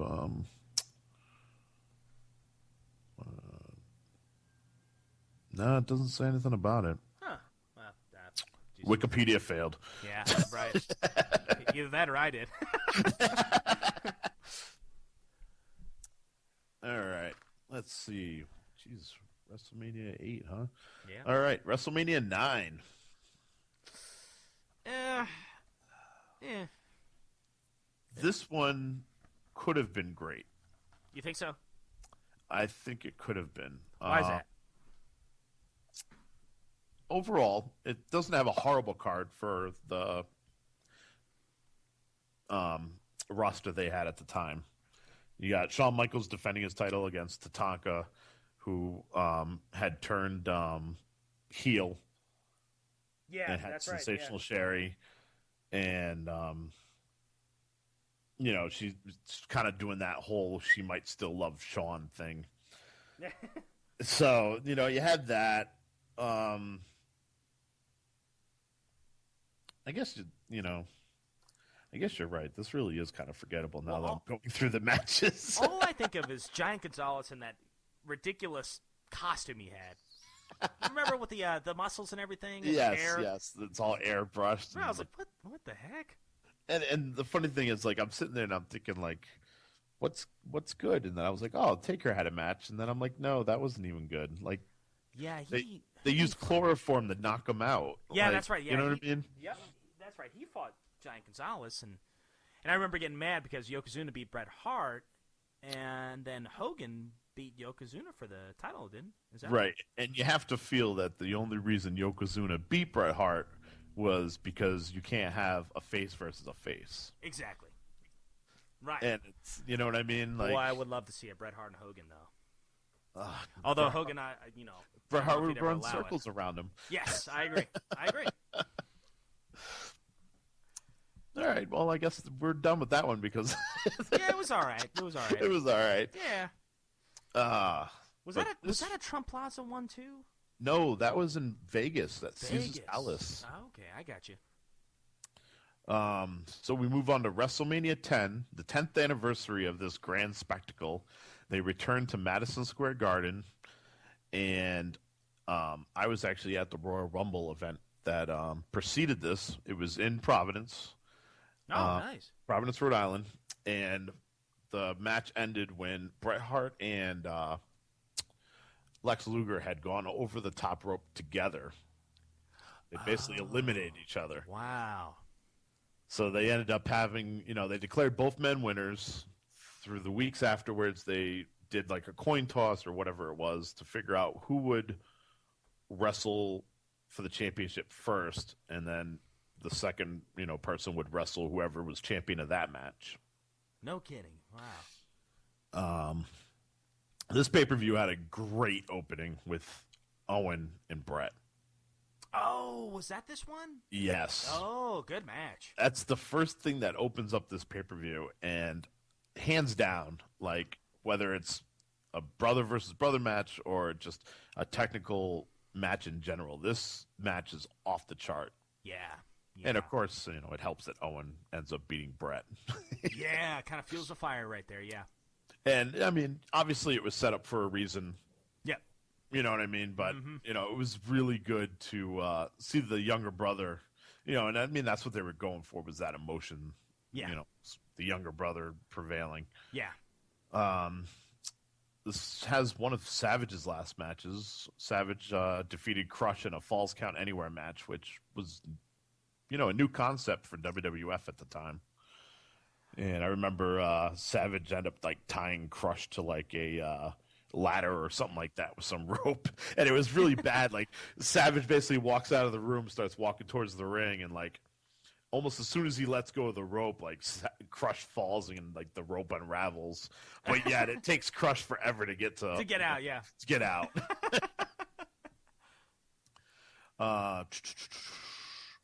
Who was the title? I don't even remember the title match of that one. So the first one was Yokozuna versus Lex Luger with Mr. Perfect as the guest referee. Okay, well, I like Mr. Perfect. Mr. Perfect ends up screwing Lex Luger, basically. Oh, good. Typical heel fashion. And Yokozuna wins, and of course sets up, Perfect and Lex to go off and do their own little thing. I Uh, like that. I like that. Was this this when paper, Lex Luger was doing the bus around America? yes, Oh, okay. What was that called? It was like the the Lex Luger Express, the Lex Express. Yeah, I remember that. and they had what do you call it? Yeah, because that was after he body slammed Yokozuna just before SummerSlam. Right. Okay. Yep. They had done that whole thing on I want to say it was 4th of July. Hmm. Then we also got a great and debatable first ever ladder match. Shawn Michaels and Bret Hart had a ladder match, I want to say, at a Survivor Series. I want to say the year before, but no one really remembers it. No, I don't even And remember that one, and I should. yeah, it wasn't that great. It really wasn't. Like, they Oh. barely used the ladder, and it was basically used just to get the title. I got you. Whereas this match with Razor Ramon, Oh, that's this one? yeah, Oh, this is a famous match. yes, and that's actually why it's basically held as the first ever ladder match, because it's probably one of the best. Wow, no kidding. It's so good that it actually, shadows the original. Ooh. And as much as I love this match, in all honesty, I enjoy the SummerSlam matchup, I think, later on this year, where Razor wins this one and Shawn ends up defeating him at SummerSlam. Oh, no kidding. Huh. I don't think I've seen that one. And then, of course, we have the title match, the second title match of the night. We have Bret Hart versus Yokozuna with Roddy Piper as the special guest referee. Oh, man. Did Brett win that one? Bret did win that one, and the whole reason Wow. Piper was the guest referee was to kind of look back at like the WrestleMania 8 rivalry that they Yeah. had. Mm-hmm.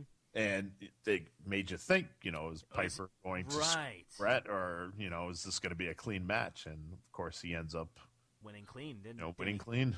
Yeah, I didn't even The think whole- about that. That makes yeah. sense. And the whole locker room cleared out. They all put him up on his shoulders, and you find out that really this whole thing was orchestrated just for that moment when Owen walks out and just looks at his brother with that disgust, Yeah. and set those two up on a collision course. Good stuff. That's I mean, if it's not, it's definitely one of the best. I won't go so far to say it's the best, but it's one of the best WrestleManias. I think at this point I wasn't watching anymore, but I remember when I got back into wrestling really, really hardcore, I started watching, back, VHS tapes of WrestleManias, and I remember this one being particularly good because I do remember the Bret Hart Yokozuna match, and I remember him winning. So good stuff. But I totally forgot about Piper being the ref. That's good stuff.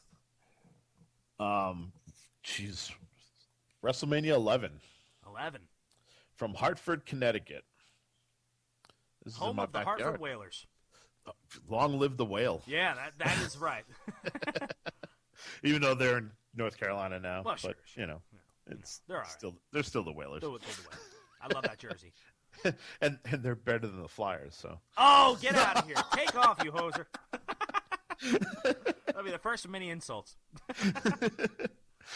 So WrestleMania 11 is actually very forgettable. God, I don't even know. I don't remember this one at all.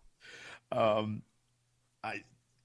standout match in this pay-per-view, honestly, would be Shawn versus Diesel. Oh, is this where Diesel shows up? This is after Diesel had turned heel and Shawn Michaels won his first Royal Rumble. Oh. And it was a good match. I like Shawn Michaels, but I It don't was like a really good match, and Diesel ends up winning. Yeah. But it was overshadowed by Lawrence Taylor versus Bam Bam Bigelow. Lawrence Taylor versus Bam. What match was that? What was that for? Title? That was that a title match? That was the main event. That no was the main title. event of WrestleMania. That was the main event. Wow, that's not much. I mean, I like Bam Bam. That's not anything against him, but that's WrestleMania, the best wrestling show you have that year, and that's your main event. That's your main event. Ugh, yikes. Yeah. So I was 95. That wasn't a good year for No, I mean at this time, this is wrestling's dark spot. Yeah. This is before the Attitude Era. It's after Hogan's left. Yeah. What's Bret Hart doing here? Because I thought, He defeated Bob Backlund in an I Quit match again with guest well, referee Rowdy Piper again? Wow. 2 years again. in a row. Wow. But that's what I'm saying. Like this card, like you have Owen Hart and Yokozuna tag team against the Smoking Guns, Yeah. and they win the titles. But I mean, like even the Undertaker match, he fights King Kong Bundy. Yeah, that's... Razor Ramon versus Jeff Jarrett. Yeah. I mean, none of that appeals to me. No, I'm already bored. yeah, I wouldn't have paid to see this. I mean, I like Bret Hart, but I just have no emotional connection to the Bob Backlund match. right. The Bam Bam Bigelow match is your title match. I just don't. No, I don't know. Now, on the other hand, the following year at WrestleMania 12 at the Arrowhead Pond in Anaheim, California. Now, Oh, I know this one. this is WrestleMania. Yeah. Please tell me, is this the one where Piper beats the snot out of Goldust? Yes. Oh my gosh! Yeah, this is a good one. In a fantastic street fight match. Yep. With a little bit of O.J. Simpson tongue-in-cheek kind of gag there. Yes. And ends up with Goldust practically naked in lingerie in the In the ring. It's just like, oh, this is awkward. This is, again, a notable debut, though, for Stone Cold Steve Austin. Oh, he's in this WrestleMania. Yeah, he fights his former tag Ringmaster. team partner. Yep, Savio Vega. Ooh, was he still the ringmaster at this point, or is he Stone I Cold? want to say he came out as the ringmaster, but I'm not 100% sure because I know okay. he's still managed by Ted DiBiase at this point. Wow, no kidding. And this is after his ECW days, where he can cut a promo at this point. Right. So I'm a little surprised that Ted DiBiase was his was his manager, Well, WWE's view on it, you got to see is, for one, how many people actually saw ECW at this time. That's true. I mean, I personally wasn't exposed to ECW till like 98, 99. Yeah, I guess I missed the golden age of ECW. Oh, yeah. Well, see, I knew about them. Like, I didn't watch them much because I thought it looked so cheap when I was a kid. Right. Or I guess I was a teenager then. But, I'm from Philadelphia, so, they did broadcast it. But, I didn't remember Stone Cold being there. I was just busy doing other things, a teenage kid does. But I was going to say, your mom probably would have rushed over to shut the TV yeah, off. She heard him cut his promo anyways. Yeah. Well, I remember watching the one where he shoots on WCW and Eric Bischoff, and he's, talking about, how it was a very candid and very honest promo.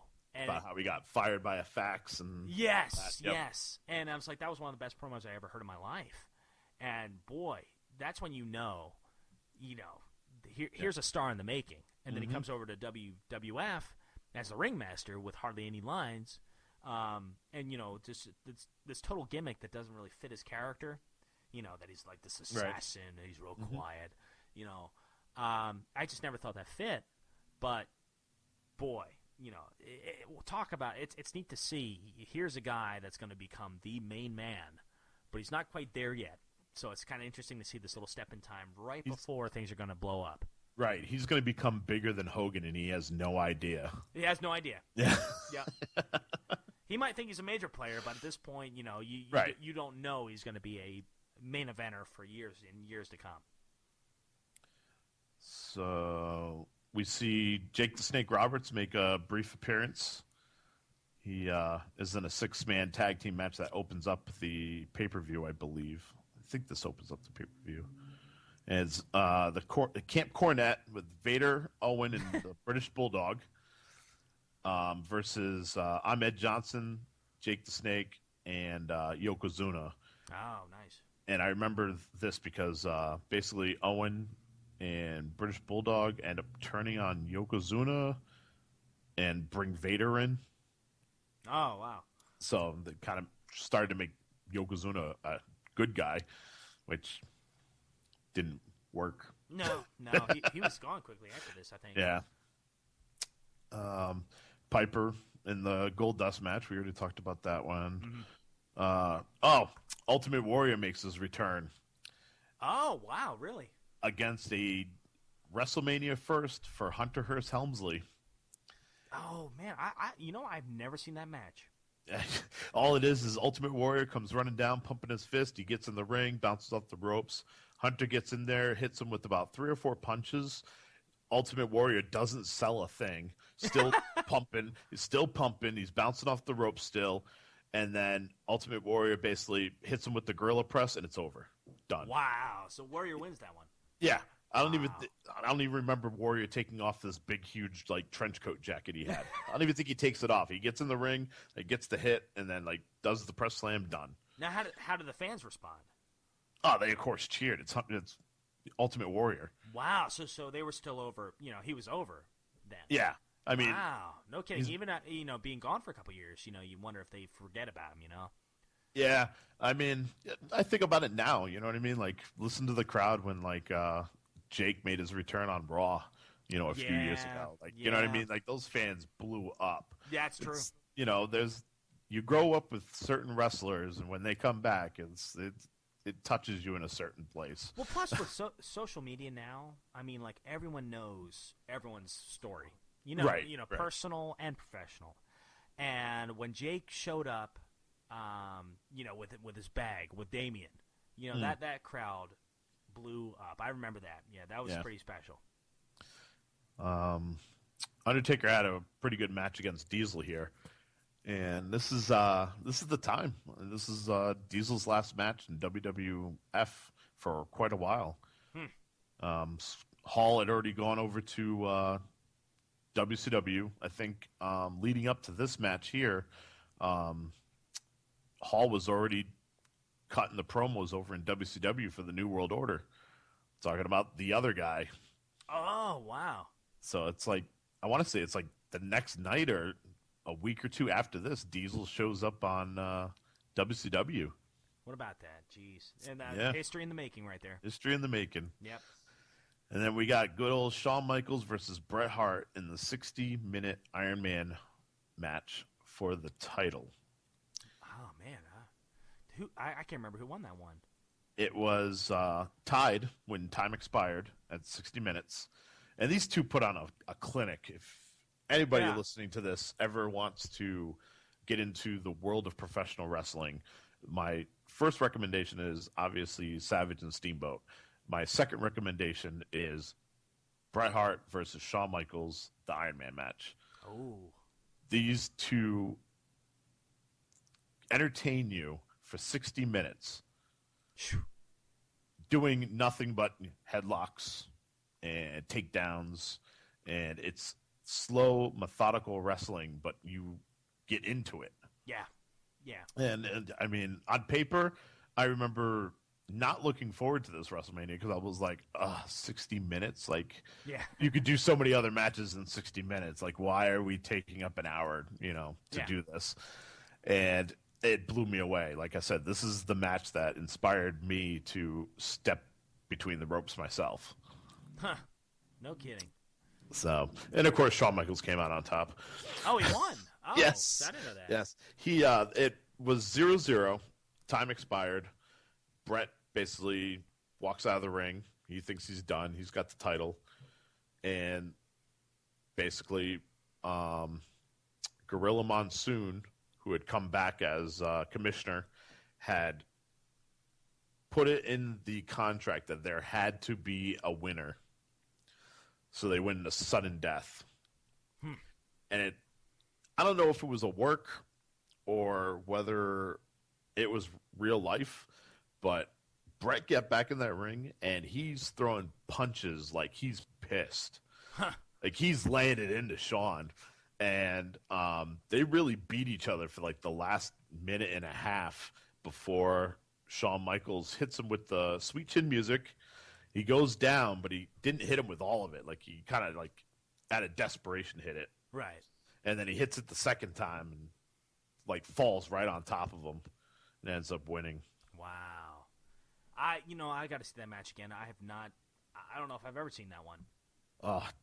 WWE Network, man. Yep, I've Just- got it. I got it. Heck, I might as well get my money's worth. All right. So that was WrestleMania 12. 12. Wow, so a lot of good things happened in 12. Yeah. You know? Yeah, 12 was the bright spot before the Attitude Era. Yeah, interesting. So that was 'Cause if 95, you think- 96? That was 96. 96. Because, I mean, if you think about it, like, WrestleMania 11 was a dud. WrestleMania 10 was good, but it's playing off the nostalgia of WrestleMania, and it had the double championship. Other Right. than that, I mean, it's an okay pay-per-view. Yeah. 9 wasn't all that great. 8 wasn't what it could have been. Yeah. 7 was a letdown. So the last really good WrestleMania is WrestleMania 6. Mm-hmm. So it takes you 6 years, from 1990 to 1996, to have a solid WrestleMania again. Right. Right. And then the following year, they have WrestleMania 13. The only thing I remember from WrestleMania 13 is Brett and Stone Cold, which is a great match. What a great match. Honestly, WrestleMania 13 stands on its own because of that match. That one match, yep. That was an I match. Quit match, wasn't it? Yes. That's right, Yes. yeah. And you And- got babyface and heel, and by the end of the match, just the way the match is told through the physicality and just seeing the way things played out with the crowd and everything, you have Bret Hart walk out the bad guy, which is a huge, huge difference than what you're used to with him. And you got Stone Cold, the one who never quit, the one who's bleeding profusely, never tapped out, walking out of the ring, and everyone's cheering him.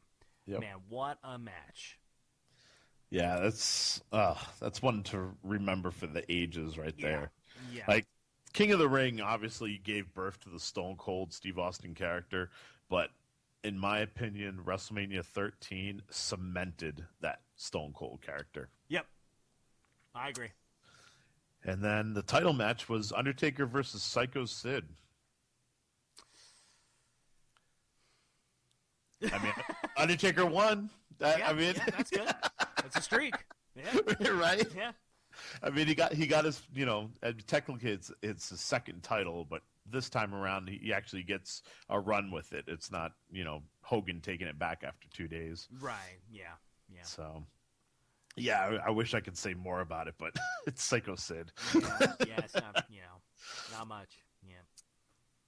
And this one I have personal experience with, WrestleMania 14 from Boston, Massachusetts. Ah, was this? Would you consider this the beginning of the Attitude Era? Absolutely. Okay, interesting. This is absolutely the birth of the Attitude Era. Yeah. Now, leading up to this, you had Shawn Michaels and Triple H. They start DX and all that other stuff. Mm-hmm. But I will say Austin winning the title is what gave birth to the true Attitude Era. I could see that. Yeah. Yeah. So I was actually at this event. Oh, so tell us about it. So long story short, 1998, I am 17 years old. The Christmas before, so I'm 16, I asked for nothing for Christmas except for tickets to WrestleMania. Now, Nice. the only way I found out about this was that November, I had Fleet Bank as the bank in which I had kept, my money from working, and they sent me a thing for advance tickets. So basically left little hints everywhere, made like a photocopy of this, sheet for buying tickets, and was like, hey, Ma, hey, Dad, like, this is what I want, WrestleMania tickets, you know what I mean? And it didn't happen. So I remember the cutoff date was like January something, and I was so upset. So this is almost back where there was no computers. The internet was in its infancy. So I ended up writing a hand letter to the address that was on for the tickets, and basically wrote that I would like ringside tickets and I want to be able to get like backstage passes, because I didn't know whether you could get backstage passes or whatever else, but I knew it was WrestleMania, you know what I mean? And I was like, this is what I want to do. And like they wrote back and they were like, well, here's an order form. Fill it out, send it back. We'll get you the tickets. Unfortunately, backstage passes aren't available for this event. Blah blah blah.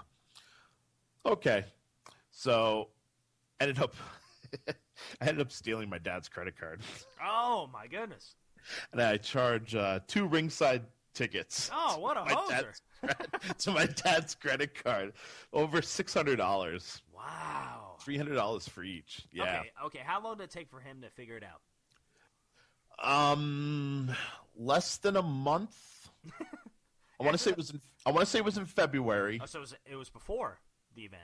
Yes. Oh. And my dad was pissed, as you can imagine. Yeah. Basically, I said, look, I had asked for the tickets. I really wanted to go, and I'll spend the rest of my life paying you back, blah, blah, blah. My dad was like, I'm going to give you the tickets, and you're going to pay them back, and this is, a lesson in responsibility of having to pay me for these tickets. Right. So I had to pay him, basically almost pay him the entirety of the tickets before the event.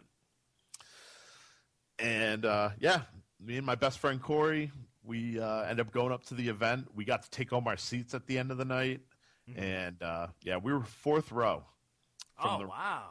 Yeah. It was an incredible night. It was an incredible night. And it was funny because the year before, at King of the Ring in Providence, I had seen Austin versus Shawn Michaels when they were tag team champions, and they were fighting against each other. Oh, nice. And that was the whole sell for this. Like, this is Austin versus Michaels for the title. And I was like, that first match was amazing. I enjoyed it. I want to see this one. Right. So I was fortunate enough to see both Michaels versus Shawn Michaels matches. I mean, Michaels versus Austin matches live. You lucky dog. I do consider myself very lucky on that one. Kidding. 2 legends right there, yeah. Oh, if only I knew at the time, you know what I mean? Yeah, absolutely. I mean, of course, I went in with my Austin 316 shirt, and I was super excited, and I knew, you know what I mean? Austin was going to win, no ifs, ands, or buts. Right. So this thing was stacked. They had a tag team battle royale to open the thing up, which had the debut of LOD 2000. Hawk and Animal basically came out of retirement and returned to WWF with Sonny as their manager. And typical battle royal fashion. They did win that. I had a feeling. Yeah, I thought I remembered that. Yep. They had this is a now defunct title. They had the light heavyweight championship match. It was Taka Michinoku, and he defeated some Aguila. Honestly, that's how you say his name. I can't remember. Anybody listening to this podcast it probably isn't even going to remember Taka Michinoku, so it doesn't. I don't. Unfortunately, I don't remember. Triple H had a fantastic match against Owen for European title, which, of course, China was handcuffed to Sergeant Slaughter in that match. Which, it was funny because, China looks imposing on TV, but to see her in person, she is much bigger than I ever gave her credit for. Right. I believe it. What's the other big match? They had The Rock versus Ken Shamrock for the IC title. What year was this, Joe? Was this 98. 98. 98. So I think, I think I remember seeing this on pay-per-view because I want to say, now it's funny how I kind of tie the memories to this, but I think I got Pokemon that year for Game Boy. Nice. And I remember taking it over a friend's house, and we were watching a wrestling pay-per-view in Philly, but I can't remember which one it was. But was there a tournament in this WrestleMania, or am I thinking of something else? No, you're thinking of something else. Okay. There must have been some kind of tournament, like maybe. I was going to say no Survivor Series this year. Survivor Series. That's usually in what, February? November. November. Okay, maybe that's what it was. I can't remember. Anyways, I'm sorry. Go ahead. But then they had the dumpster match. This is why I say this is really the birth of the Attitude Era. You have a dumpster match for the WWF Tag Team titles, and it's Cactus Jack and Chainsaw Charlie versus the New Age Outlaws. Oh, nice. And New Age Outlaws at that time had just joined DX. DX, yep. Remember, they did that angle on Raw where they pushed the dumpster off the stage. Off the stage. Yeah. I remember that. Yep. This is also the first match that we have against Undertaker and Kane. Ooh. Undertaker, of course, retains his streak. And then we have the title match with Austin and Shawn Michaels, with Mike Tyson as the special guest enforcer. Oh, man, I remember this. Now, is this like, this is the WrestleMania, this is Shawn Michaels' last one for a while, isn't it? Yes. I remember this, yeah. Because he had injured his back on the Royal Rumble before this. That's right, yep. And, yeah, this is, I mean, I remember at the time thinking Michaels looked like he was in pain. Yeah. You know what I mean? But, like, boy, did I not understand the pain that he really was in. Yeah. I mean, he had his broken back at this time, and this was it for him. Yeah. But, you know, Tyson got in the ring, counted that 1, 2, 3 for Austin. It was a quick count. Yeah, yep. That was a real quick count, actually. And then, you know, Michaels, of course, you know, was all upset, and then Tyson gives him the right hand. Yeah. JR's right hand, right hand, right hand. Love JR. Oh, good old JR. That's a slobber knocker right there. That's right. Oh, man. I can't believe we're only on WrestleMania 15. 15, yeah. Should we take a little break? And there you have it, folks. Rob and I speaking of WrestleMania 1 through 14. We decided to take a break at that moment, and we continued to record the rest, which I'm going to make part 2. So this isn't a 4-hour podcast. And I really hope you guys have enjoyed this. This is probably one of the most in-depth conversations I have had outside of just a friendship with someone being recorded. Amazing time with Rob. I really enjoyed it. I hope our energy comes through the podcast, showing how much fun we had recording this episode. The crazy thing is that we had recorded that day, the Turtles episode, this episode, and it was a total of 7 hours. We spent 7 hours just podcasting and just talking in general, which has made trimming these episodes down quite fun as well. I have a smile on my face the entire time doing it. I really enjoy podcasting with Rob, and I really hope you guys enjoy that dynamic that him and I have. I'm definitely going to have him back at some point. Maybe not, you know, right away. Give him some breathing room and whatnot. I know he's got his podcast that he's doing and everything else. So, yeah. Part 2 should be coming within a week or so. I'm actually going to edit it now, but I don't want to have both parts out at the same time. If you guys listen to this and want to leave me feedback like you want the second part, like right now, based on that response, I may just drop it, you know, tomorrow or the next day. It all depends on your guys' responses. And, yeah. The next one's WrestleMania 15 through 31, and we continue that fun, friendly energy that we have, and I think you guys are really going to enjoy it. There was a spot where we start throwing our predictions for WrestleMania 32, which I spoke at the beginning of the podcast, that, you know, things have changed because obviously we're not privy to the finish of the pay-per-view and whatnot. But really hope you guys enjoy this. Remember to rate and subscribe on iTunes.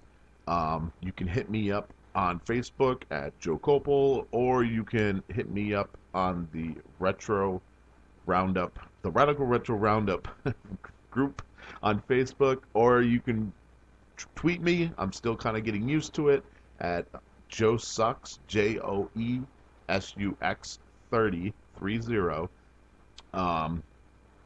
If I see something, I'm going to respond to it. That's just how I am. And yeah, keep the ratings and kind reviews, bad reviews, whatever you got on iTunes.